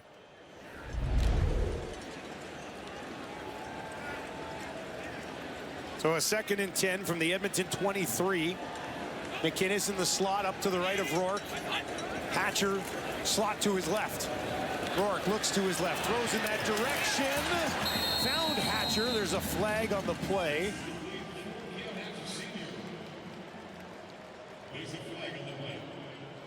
Happened really quickly after the snap of the ball in the area of the holding. Holding, BC number 50. 10-yard penalty. Repeat 2nd down.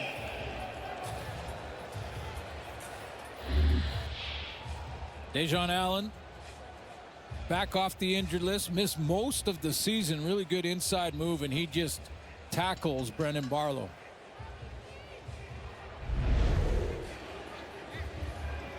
Boy, it's a good time for the Lions to get their 2 star tackles back in the lineup, Jarrell Broxton and Dejon Allen. Make things a little bit easier for Rourke. Dumps it off to Butler. Butler on a 2nd and 20. Gets popped by Mogensen. It's Butler's 5th catch of the ball game. He actually leads the team in that category. That'll bring him 3rd down, and Sean White will come out for a field goal attempt. A more comfortable field goal. Good decision by Rourke to, take the check down, take that little swing pass out to James Butler, even though they've got 2nd and a long way to go. Want to force it, turn the ball over.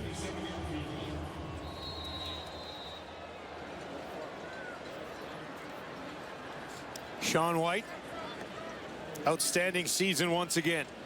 Just under 95%. This one will be just inside 38 yards. And as steady as she goes, right down the middle from Sean White. Great season, especially as of late for that man, Matthew Betts.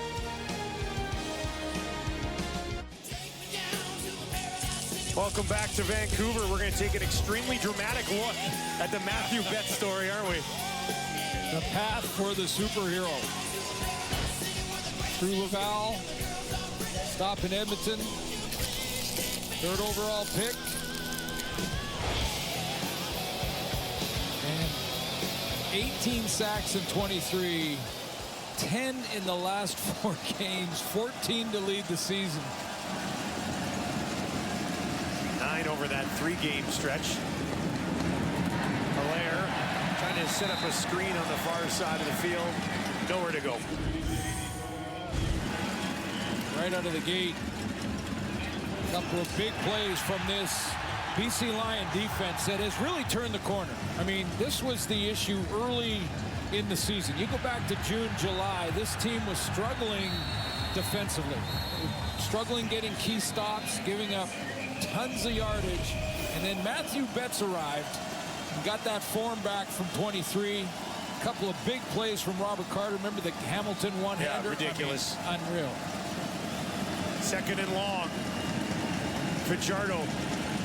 Can he find anybody? Escapes some pressure. Now he's on the run. Tried to get it to Julian Grant. Kent Jr. was in his back pocket. Would have been well short of the first down. And BC Lions defense gets it done again. So 3-game stretch in July, and they were giving up, this BC defense, 452 yards over those 3 games. 8 big plays, the explosions, 9 touchdowns. Look what they've done the last 3 weeks of this season. 12 quarterback sacks, 7 interceptions, and have taken over 100 yards, the length of the field per game, off of what they were giving up on defense. Just turn the corner. We know the offense certainly can fire on all cylinders, but it's always like, yeah, but what about the BC Lions defense? Yeah. And now the defense has dialed it in, which makes them very dangerous the rest of the way. You know, and it's I don't think it's a coincidence that Levi Bell joins the group. And, you know, even though not a lot of information on him early on, he was coming out of his tryout in Seattle, signed in August. He was a big one. You know, Josh Woods finally sort of got back to form. He got healthy. He got healthy, yeah, working on that knee. And then the add to TJ Lee. I mean, I think that leadership in the secondaries, that's big. They'll hand it off. Horvath on the carry. A couple of yards, maybe 3 on that first down up the middle.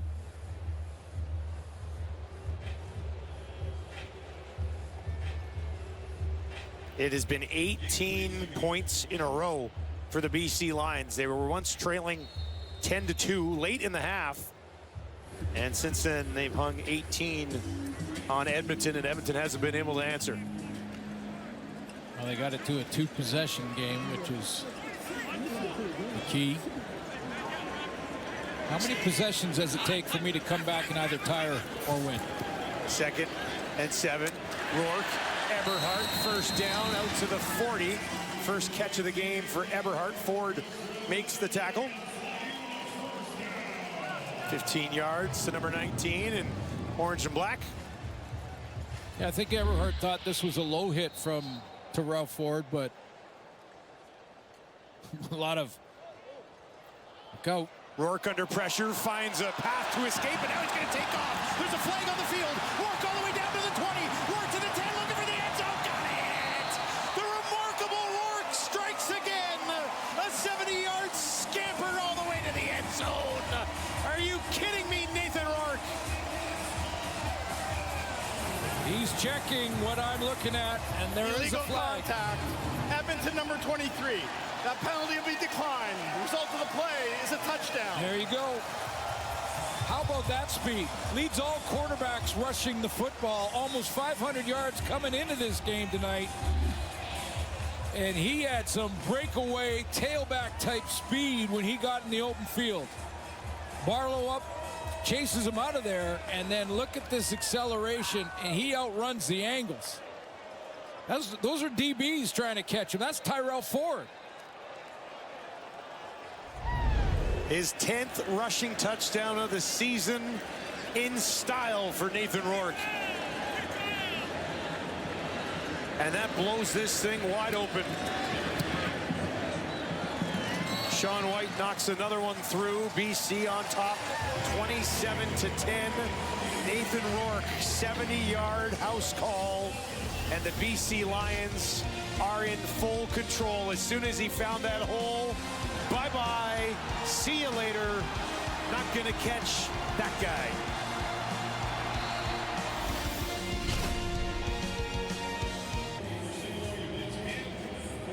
Well, that's just some great open field speed, and one of the reasons that this team has only allowed 18 sacks is this ability to avoid the pass rush for Nathan Rourke. And then once he gets in the open field, no one is catching him. Not even one of the fastest DBs in the league in Tyrell Ford. That's the longest run of Nathan Rourke's career so far. Previously it was at 51. That goes for 70 and a touchdown.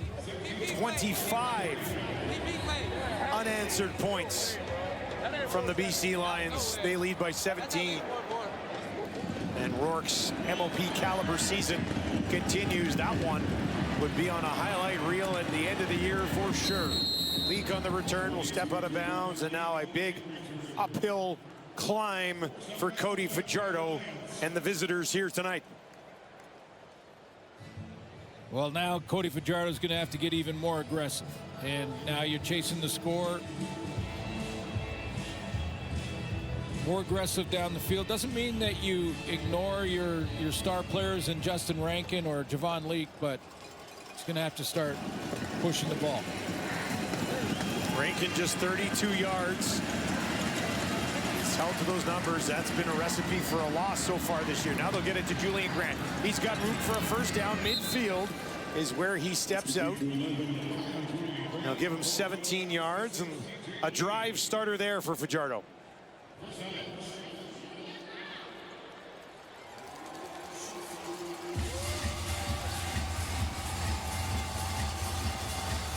Two hottest teams in the league in the second half of the season clashing here tonight in Vancouver. And Edmonton's defense held strong, but big turnover at the beginning of the half has given a lot of momentum to the Lions. They haven't looked back just yet. Fakes the handoff. Now looks down the field, trying to find Gittens. Carter Jr. was all over that once again. Talk about closing speed. I mean, Robert Carter Jr. makes up some ground here. That came from the other side, and he almost had another spectacular catch. Let's go ahead and get the lead in the league. He is quick. They use him in the return game a little bit as well. 2nd and 10 for Fajardo. BC's going to bring some pressure. Fajardo gets it away, and O.J. Hilaire goes up and gets it. He'll be about a yard short. That's his 3rd catch of the game. Pretty nice grab there from Hilaire. Yeah, real good catch from Hilaire, who runs that slant, gets right up to the marker, but just short of the first down, but there's no question they went on 3rd and 12. They're going here. Old Snyder had come into the game. He's their short yardage quarterback, but then they brought him back out. Cody Fajardo slid back in there. So it'll be Fajardo who looked to pick up a yard here. And he pushes right ahead. He's got it. That's a first down for Edmonton. Keep this drive moving. In our discussions with Coach Killam, he talked about how there'll probably be decisions made that fly against conventional wisdom. And there's when your backs are against the wall and you got to try and win, you got to be aggressive. It worked against Winnipeg. Did he not get there? I thought he had a pretty good burst. They got the ball spotted on the 45. Well, it was inside of a yard, so he didn't need much. They're going to say a turnover on downs. I thought the initial push from Cody was well beyond the 44. But BC's defense steps up again. Killam's already reaching for the challenge flag. Yeah, I'm sure. Where did he end up? Well, they're right on the line. You can see where the ball is. I don't think there was any question. He was. What? Yeah, that's. Yeah, I'm not even sure why that was an issue. He got 2 yards past where the line of scrimmage was. Killam wants to challenge it. I mean, they should just look at it and change the spot. It's clearly. Edmonton is challenging the ruling on the play of forward progress where it was stopped. We'll review the play. Yeah, I don't, unless our angle didn't show that he dropped the ball or something. Well, I mean, this ball is spotted at more than a yard short of where it should have been on that first look that we had. Yeah, Mark Killam comes over with a bit of a smile, like going, guys, did we not all just see that he got 2 yards in short yardage? Only needed like half a yard? Yeah, they've already moved the ball a yard and a half. Yeah, they're gonna make this adjustment. That was one of the most bizarre spots that I think we've seen all season.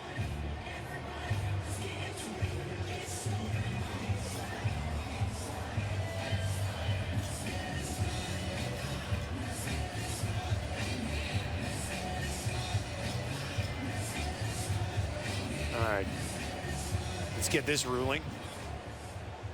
Right. After review by the replay center, we're putting the ball at the 43.5-yard line, which will give Edmonton a first down. Well, crowd doesn't like it here in BC, but this is clearly. I think if they got to look at it, they'd understand. Absolutely. Yeah. Well, they may have on the big screen here, but a fan is not going to like. So a BC fan's not going to go. Yeah, they got it correct in the end. Yeah. No, I don't think so. But clearly the right decision was made here. First and 10 from the 43. They'll hand it off to Rankin. And Rankin just hasn't had any room all night. Anai is there again. That's his second tackle for a loss in this game. Well, they're gap sound, and Benavides has them keyed in to number 5. There's no question. There's Rankin. He's in the backfield. And look at the attention that he's getting. That's 10 of the 12 defenders.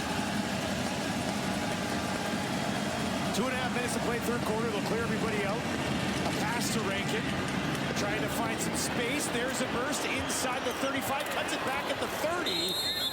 And eventually they find another way to get the ball to Justin Rankin, and he's got a first down. Yeah, he is the leader in yards from scrimmage, and yards from scrimmage means rushing it and catching it out of the backfield. He just flares out. This is a play designed to get to him because you can see the blocking downfield by the receivers. And get Josh Woods tied up. And then a nice inside cut. 20 for Rankin.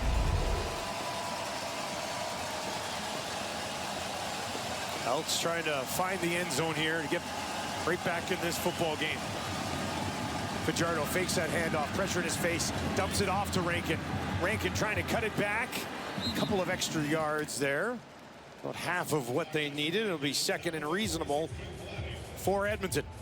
Well, it starts out this play with a play action to Rankin, and then it's designed to allow the D line and possibly a linebacker or two move up the field because now they see he doesn't have it, and then drop it off to him. See if you can get him in space. Those are 2 plays specifically designed to get him in space from Jordan Maxim. And the chess match continues. It'll be empty for Fajardo. 4 out to his right. Looks over the middle. Throws. Finds Gittins.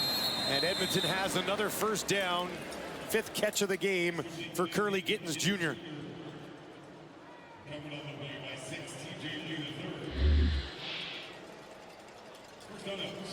Curly Gittins in that slot spot. working on this inside cut. And you see Jackson Finley had come down low, so timing on that throw excellent. Edmonton back to the red zone, 1 for 1 so far tonight. Fajardo has Rankin to his left, pitches it to him. There's a flag. Rankin busts it down inside the 10. This is going to be coming back on a hold. I think it was Martez Ivey that was going to be the guilty party here. He's the left tackle at the point of attack. Holding, Edmonton number 62. 10-yard penalty, remains first down. They want to run this option to the left, and Martez Ivey is going to step up, and then he's saying he didn't do it. That's a pure running play. I think that's we'll call it a soft holding call. Okay.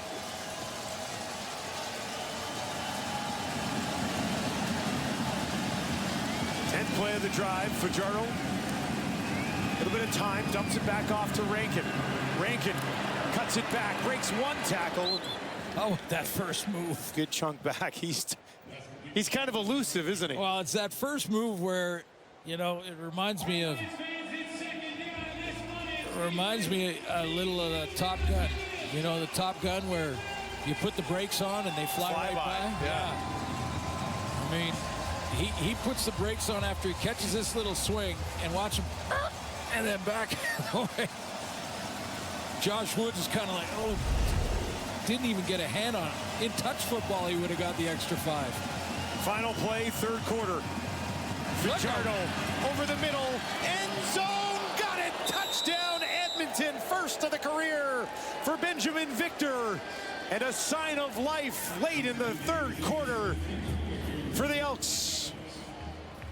All about timing. Blitz coming off the edge, and now can Cody Fajardo get this ball away before he gets hit? He's got a deep post. It's one-on-one with inside leverage, and he just gets it out of his hand. Nice catch by Victor.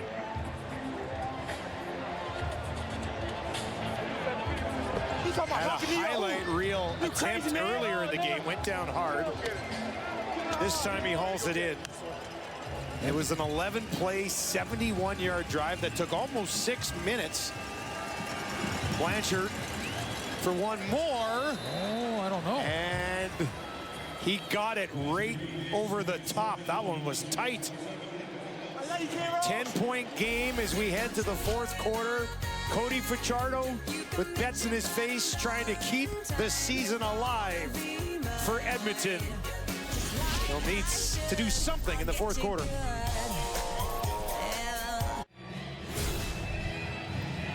BC Lions at home heading into the fourth quarter with a 10-point lead, 27-17 over Edmonton.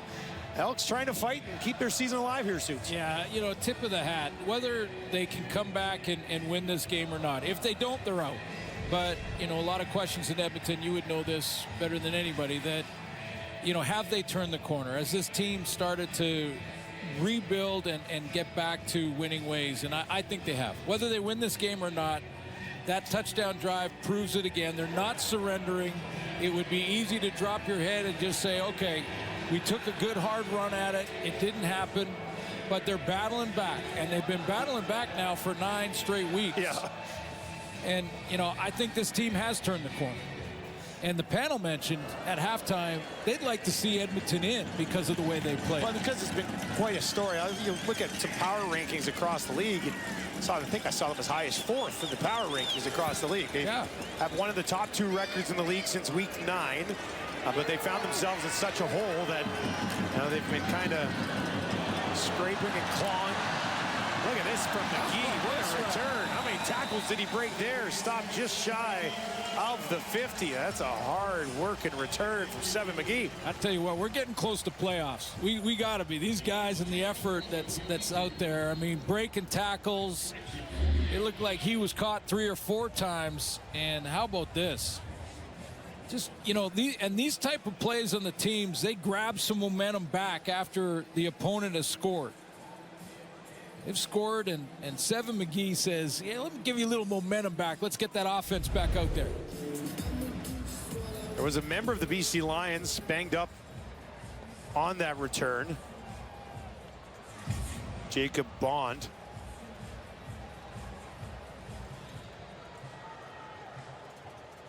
Getting chatted with. J.C. Sherritt's defense. If they could find a way to create a turnover here, Suits go a long way. So how do you do that? I mean, is it a zone look? More turnovers happen when you're playing zone defense because the DBs in zones and linebackers are looking at the quarterback. They're seeing the ball being released, and that's how they can jump it. They don't want guys to start just guessing randomly, or Nathan Rourke will make them pay. He'll kill you. Yeah. And if you go with straight pressure, hoping to force an errant throw, you're leaving your DBs in one-on-ones. Rourke's 15 to 24, 221 yards, has that 70-yard rushing touchdown. There it is. Oh. It was there for the taking. J.J. Ross, who has 3 interceptions on the year, had a crack at that one. And they played the zone look. So they drop off in zones. And in this zone look, there you see how J.J. Ross is looking back at the quarterback. He's looking at Nathan Rourke. He sees the ball being released, and he has a shot to take it. And Rourke can run, so he might have caught him, but he gets this. It's a foot race to the end zone. 2nd and 10. Rourke way down the field. Waiting for it is Eberhardt, and he's got it. Garnes in coverage. Couldn't knock it away. Another big strike from Rourke. Garnes comes down from his safety spot to play this being a man look now. So they drop into man, and this is what happens because the DBs can't be looking. They got to stay with their man. They'll give it to Butler. Mogensen and DeBlanco double team him and take him down. I mean, you can get an interception in man coverage, but it's much more rare than against the zone.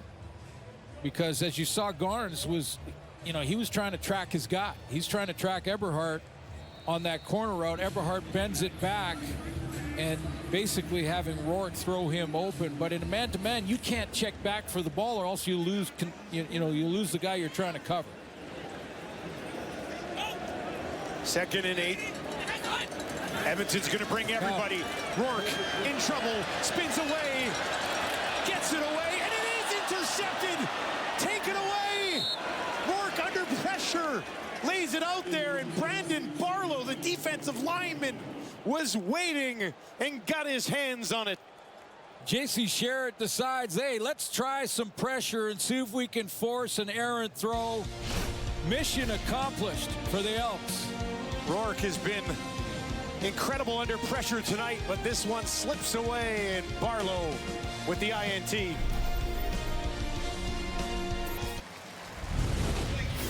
Sending pressure can cause an errant throw, and Barlow's going to come up the field and then drop back underneath it. But Nathan Rourke under the gun with secondary coming. Barlow says, I'm just going to stay back here as the secondary and linebackers go after it, and he just folds underneath that throw. So mission accomplished from this Edmonton defense. Can Fajardo find another major? Looking for Giddens. Oh, he gets absolutely destroyed by Robert Carter Jr. And Giddens down on the field in pain. Oh, boy.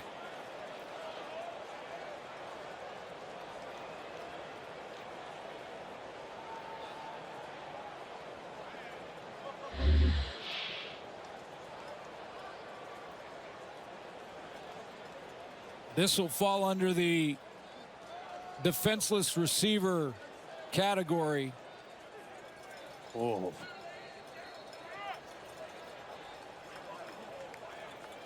Led with his shoulder. Timing wasn't the issue, but there was no flag on the field. Mark Killam looked right at the official and went to.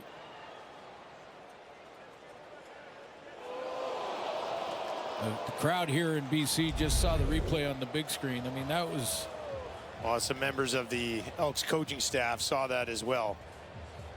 I mean, Mark Killam immediately thought it would be under the defenseless receiver category, but I think the timing of this was bang on from Robert Carter. And great to see Giddens get up. That's most important, but led with his shoulder. Didn't get the shoulder to the head.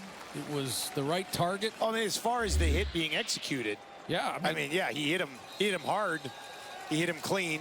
Timing is there. Watch, the ball just arrives and shoulder to chest. Oh. That's a biggie. Can't hit anybody harder than that. Fajardo now, pressure coming, rolls out of it, looking down the field. Can he find anybody? Cody's going to try to do it himself, and he does. First down, Edmonton, as Fajardo uses his legs in a 2nd and long. Now, almost like he had this predetermined because of this blind turn he's going to make here. He's taking a look. It's 2 steps down the field, but then it's a blind turn. He sees Ane come up the middle on the stunt, and he's out and running.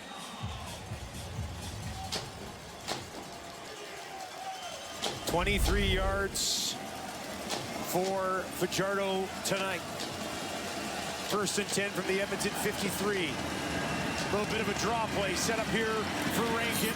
Runs into Woods, among others. Got 6 yards, though, and it'll be 2nd and 4. A 10-point game. I'm not sure if Mark Killam can't go back to just... this is... Don't like to see that with Justin Rankin limping off. Devon Leake will check in. Rankin trying to walk it off on the sideline. 2nd and 4 for Fajardo. Julian Grant slides over, slot to Fajardo's left. That's where he's going to throw. And there is a flag. Julian Grant looked like he was tripped by the feet of TJ Lee. Yeah, this will be accidental pass interference where the legs get crossed up. Their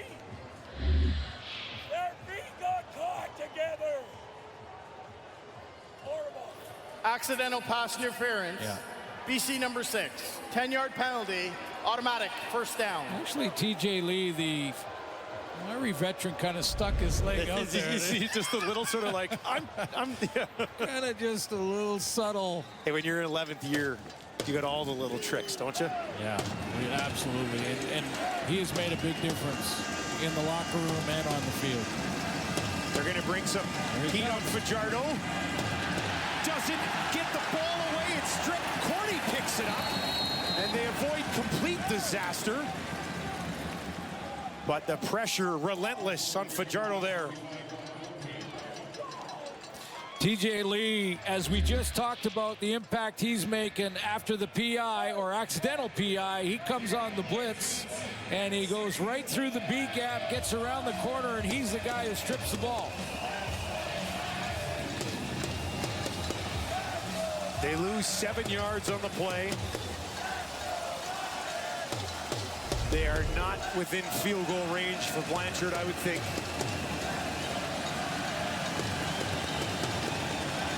Second and very long. BC only sends 3 this time. Fajardo down the field, picked off. Taken away by TJ Lee, of course. And he stays on his feet all the way back out beyond the 45. First interception of the season for TJ Lee, returning to the only team he's ever known. And he comes up big again. 2nd interception of the game thrown by Cody Fajardo.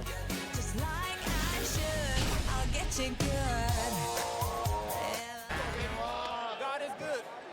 All the glory to God. Well, what a great idea to bring TJ Lee back in this secondary for the BC Lions. Another takeaway. Fajardo, 2 interceptions today after having 3 all season. And now Rourke connecting with McInnes. Let's take another look at that TJ Lee pick. Here's the route combination. Little early motion there, and then Gittens is supposed to curl in between the two deep routes. It just looks like he doesn't think that he is the primary target or something, because when he turns around, he kind of just gears it right down. Now, that ball was a little bit overthrown anyway, and TJ Lee was in behind and covered, so may have been picked off anyway, but it looked like Curly Gittens kind of turned thinking, I'm not sure if I'm supposed to be the primary here or not.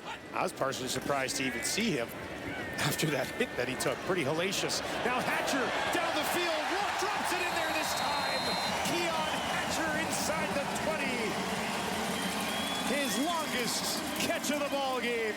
Just a matter of time until those two connected on a deep one. Yeah, this is just a very, very difficult throw to be accurate on, with a bootleg to the right, put the brakes on, and throw the deep crosser all the way across the field and drop it right over that left shoulder. That's some kind of accuracy from Kid Canada. Back inside the red zone go the Lions. Horvath in the game at running back. They'll give it to him. Read well by Edmonton. The Blanco blows that one up.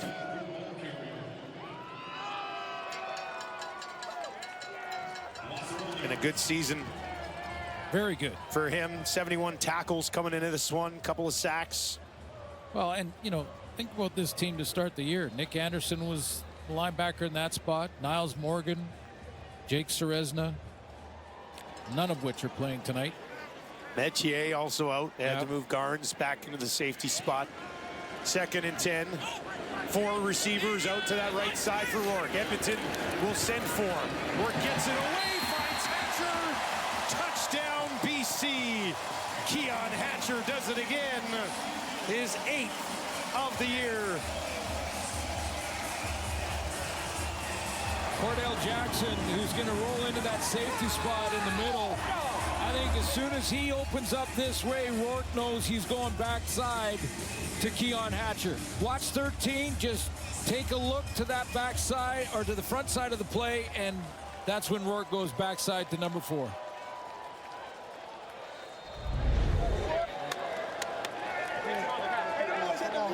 Interception from one veteran, a touchdown from another.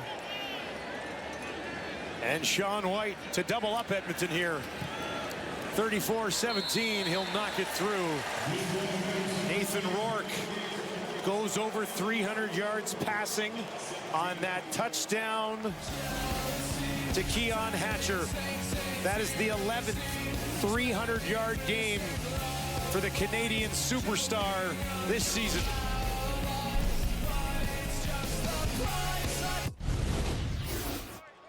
Here's the route here from Keon Hatcher. In fairness to J.J. Ross, he's got to take outside shoulder. I think he thought Cordell Jackson was going to be in the middle to help him on an inside route, and Cordell Jackson had opened up and had gone to the field side of the play. And when Rourke saw that, he went right back on that leverage throw, and why not to the leading receiver in the league? Probably a pretty good target to throw to. Leak on the return. Gobbled up by 3 Lions, including Ronald Kent Jr. Now with 7.5 minutes left in their likely playoff hopes. Cody Fajardo back out onto the field. 15 of 27. 184 yards, a touchdown, and just 3 interceptions. Had the best TD to interception ratio in the league coming in, but has thrown 2 today. And maybe the key up front is that the Lions in their front 7 took away Rankin early and often in this game. And as they got a little bit ahead in the score, Cody Fajardo starts forcing a little more, and now the DBs step in. Rankin, who limped off the field last possession, is out there. Deep one down the field, taken away again. 3 in 3 games for Jackson Finley. And Fajardo's night goes from bad to much, much, much worse. Talk about football IQs. Jackson Finley, when we talked to Mike Benavides about him, he said, you know, in meetings and training camp, I'd pick a guy in the DB room or on our defense, and I'd say, draw up this particular defense and show me your responsibility. When Finley got that assignment, he drew up all 12. He said, here's where they all go, and if we need to make a check, and Coach Benavides stepped aside, went, okay, he knows his stuff. 3 picks in 3 starts for Jackson Finley. 15th overall pick in just this past draft. 3 interceptions. Now they'll go back to Butler. Butler pushes it ahead, takes it all the way out to the 45.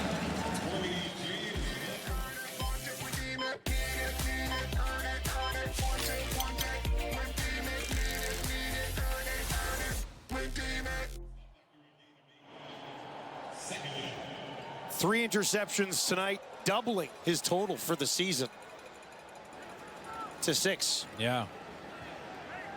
Yeah, he's been excellent at protecting the ball and yet still, you know, executing what he needed to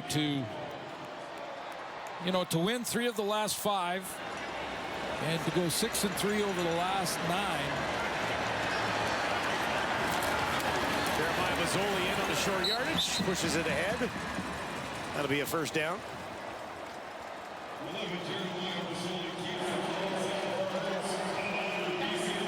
You could not draw up a better start to the career for Jackson Finley. I believe I walked into the stadium tonight right behind his family, or it was another group of 6 people wearing Finley jerseys. Well, most of his family played in the CFL. His dad, Anthony, his uncle, Brooks, his grandfather, they all played in the CFL. So it's in the DNA, that's for sure. Rourke, quickly, Hatcher broke a tackle, he's got a first down. What was Hatcher at? Because he had a couple of targets he was looking for. He's at 89 now. Closing into a 100-yard game. I think G-Roy Simon might be just a little bit out of reach. But an important game for the Lions to try and wrap up home field. And that's what they're looking at for the semi. They win both, they win home field. Butler and Horvath both in there, flanking Rourke. They'll give it to Butler, cuts it back, found some space. Barlow with the tackle, but another really nice pickup on first down for James Butler. Just love how sometimes Butler will hit the hole and then he'll face the tackler and then make his move. He takes the football here, faces the tackler there, a couple of jump cuts. Another 6 yards picked up.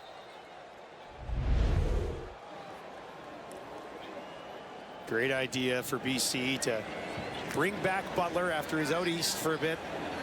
Fits in very nicely right next to Nathan Rourke. Twice as many yards on the ground for the Lions tonight. Rourke has another completion. This one to Pickett, his fullback. And that's a first down for the Lions as they march the field to seal this one away.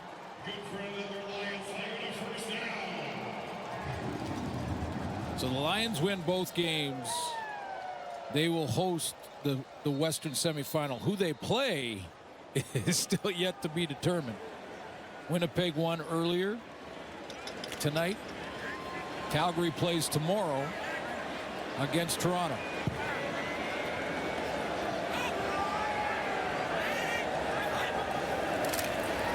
They'll give it to Butler. And with Edmonton bringing some heat, Butler pushes it back to the line of scrimmage and no further. And we hit 3 minutes here in Vancouver, and the BC Lions remain red hot. They've won 4 in a row coming in. This would make it 5. They're up 34-17 at home. Well, a couple of games for you tonight and a couple more tomorrow. Alouettes continuing their pursuit of the Ticats. They'll get the Red Blacks, and then Stampeders will face the Argos. Calgary, with an Edmonton loss here tonight, will clinch a playoff spot, but still lots to be determined on who's going where come playoff time in the West and who's heading out east.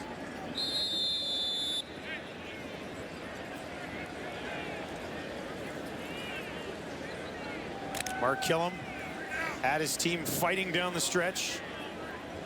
They're going to come up short tonight in Vancouver.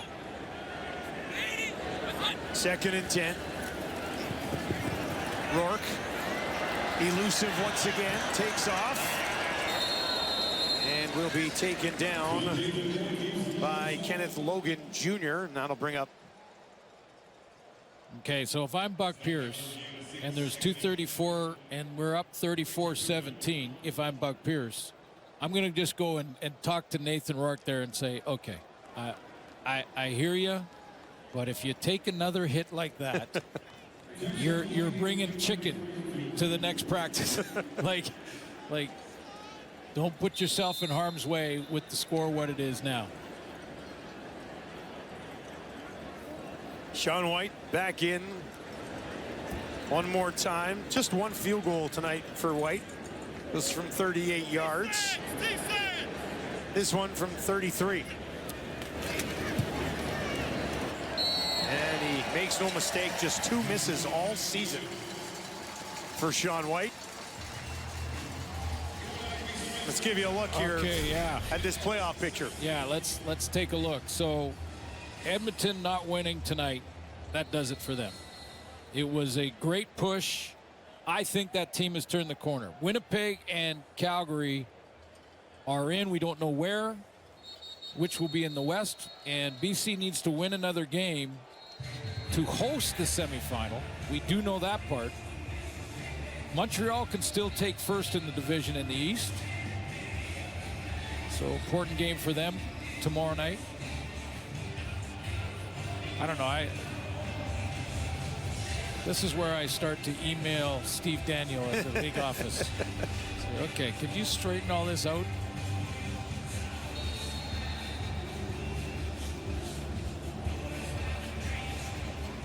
And what happens next year in that position for Edmonton?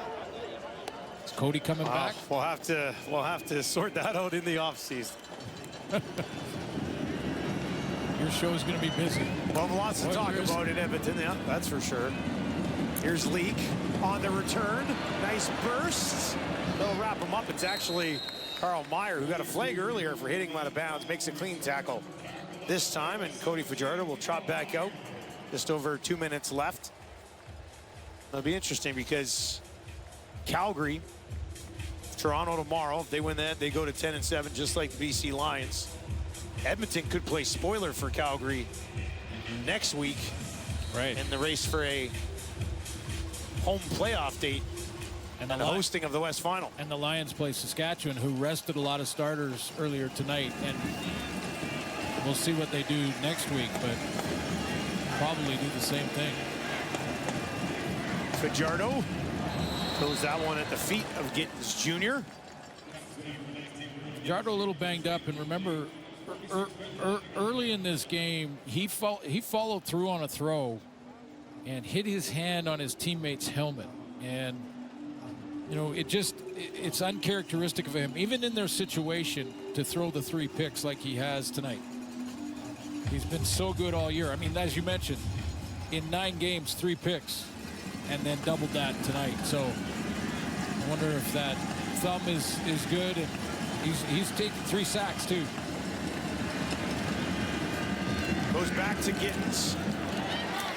That ball popped out. Gittins is saying he was down. The officials likely waiting for direction here from the replay center. And I think Gittins was probably right. I asked Cody this week, you know, I know you're just concentrating on one game and one play at a time. You see the elbow was down. But what about the future? What do you think about next year? And he said, you know, we're going to talk to the family, but I feel like I'm playing good football. And he has played good football. Trey Ford is the last quarterback to have beaten the BC Lions over the last 3 years. Fajardo gets this one away. Julian Grant trying to escape, but keep going. Taken down just inside the 35. That was last year. The starting quarterback for the Lions that game was Dolagala. But he started the season when 1-4 in Edmonton as their starter. Such a tremendous talent physically, and his ability to escape like nothing I've ever seen. But he's got to still grow when it comes to, you know, leading a team, being the guy. Edmonton having lost 9 of 10 against the Lions. This will make it 10 of 11. Fajardo finds O.J. Hilaire.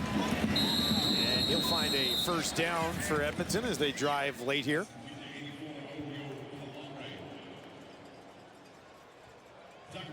But when I talk about turning the corner, I'm sure there's pieces they got to find. They want to find some dynamic down the field type receivers, I'm sure, to come in and continue to build there. Victor this time will hang on. Offensive line they can still work on that. Carter O'Donnell, who was knocked out of this game early, had you know, real bright spot in just 5 starts. You know, and I think the secondary has come together in Edmonton pretty well over the last month and a half. Fajardo looking to the end zone, trying to find Victor. Falls incomplete. Well, what's kind of crazy is that the defense sort of turned a corner. Yeah. While Niles Morgan was hurt, while Jake Seresna was hurt, while Nick Anderson was hurt, and you found the Blanco could make some plays. Mogeson has been a great find so far as well.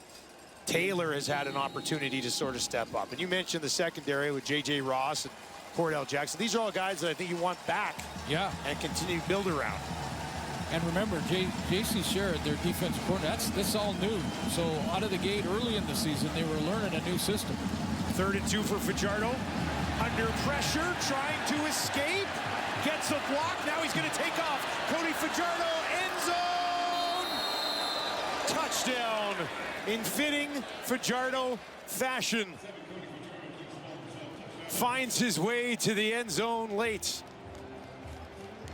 Clear limp for the last two quarters of this football game. This is what I mean about turning the corner with this team. They are still battling. They're still going down full speed.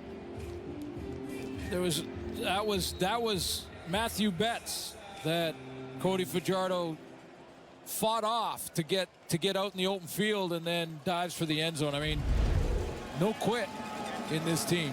He's in a lot of pain on that sideline too. Blanchard knocks another one through, and with 52 seconds left on the clock, it's a 13-point ball game.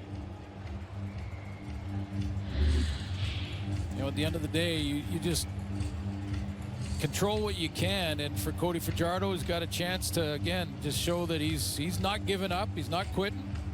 This game is basically in the books, but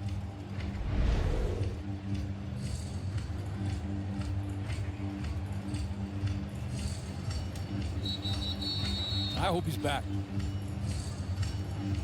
You definitely want to see more of Cody Fajardo, and yeah. I think it's working pretty well. And Edmonton allows Trey Ford to continue to learn from him if that is going to be the plan. He'll go to 6-6 on the season in his 12 starts.